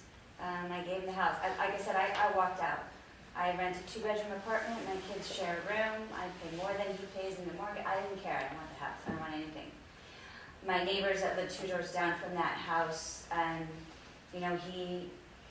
he rushed in and whatever he did, I don't know. And so those neighbors are no longer friends, and it's hard. I see them at soccer games. So that's hard that I lost that friendship. I think one more question. So you say you've been able to continue to work in the profession that I say you have loved for the past 20 years. So I know that you shared that if the board were to terminate your probation, you'd really like to augment your income by being able to perform in a home health setting or supervise a PT aide. Besides those two, is there anything in terms of your duties or responsibilities as a physical therapist that you feel probation currently is not allowing you to do? The only other thing is we do get students that come, and I love to teach. I want to teach. I want to be their supervisor, and I can't oversee them. So I would really like to do that. So. And my last question, I think you've answered. So that you learned that you cannot always control what is happening to you or around you, I say, but that you can. But you can't control the way that you respond to what is happening. I think I've gotten my answer in how you would respond to adversity. All right, anything further? Quick question. What's your relationship like with your youngest son? My youngest one is only 17. He's awesome too. My children are completely opposite. My 17-year-old he's a junior, but he's the high school varsity soccer goalie star, and he's a gym buff, and he's just, we're silly. My relationship with him is we're just kind of silly. He actually is the one, he goes to me for also the other stuff that my other son does, but Mom, I hurt my shoulder, I did this, I did that. He brings his friends over, can you look at his arm? I mean, he respects me as a PT. And so, I don't know if you have children, but it's weird to communicate to your child as a young adult. You're not talking about movies or anything. I mean, we talk about issues in the news and politics and those kinds of things. And so that's developing, which is quite interesting. And so we have that relationship. I mean, he's always asking me for advice, what to eat, how healthy, what do you think about this? Can you make out a plan for me for my diet? What kind of gym should I do? My legs on Wednesday or he's kind of all into 17-year-olds. And so I help him get through that. All right then. Anything further? No further questions. All right then, we're just gonna go ahead and close up then. So if you would like to give any just brief closing remarks. Again, I am eternally grateful for the opportunity to be here. And I flew on a plane last night and came, and I'm so grateful that you allow us on probation to have the opportunity to ask for early termination. I love what I do. I'm a good therapist, and my life, I'm blessed beyond belief with AA and with where I'm at in my sobriety. And I'll repeat it again, if I did not have my sobriety, I wouldn't be sitting in this chair. My children wouldn't be texting me, good luck today. When my kids text me, at the bathroom, I check, did you go yet? How are you doing? Are you nervous? And so that's cool. Like, they know where I'm at, so that's all. Any closing remarks? As the board knows, this is a licentiate that's come, it's a fallen licentiate. The board looks at whether she's addressed rehabilitation, shows remorse, and understands her actions. I would say that today's hearing, I would say that this petitioner has shown those things to the board. So I will submit on her request on behalf of the Attorney General's office. Thank you. And the matter submitted, Ms. Hunt? Matter submitted? Yes. All right, the matter is submitted for the board's consideration, and the record is closed. We are off the record. All right, I have a form that gives information on how to obtain a transcript of the hearing. Once you get that form, you are free to go. Is it safe to take a recess and reconvene into closed session? Okay, so recess at 12:15. And closed session until about, it's 12:15 now, maybe 2 o'clock.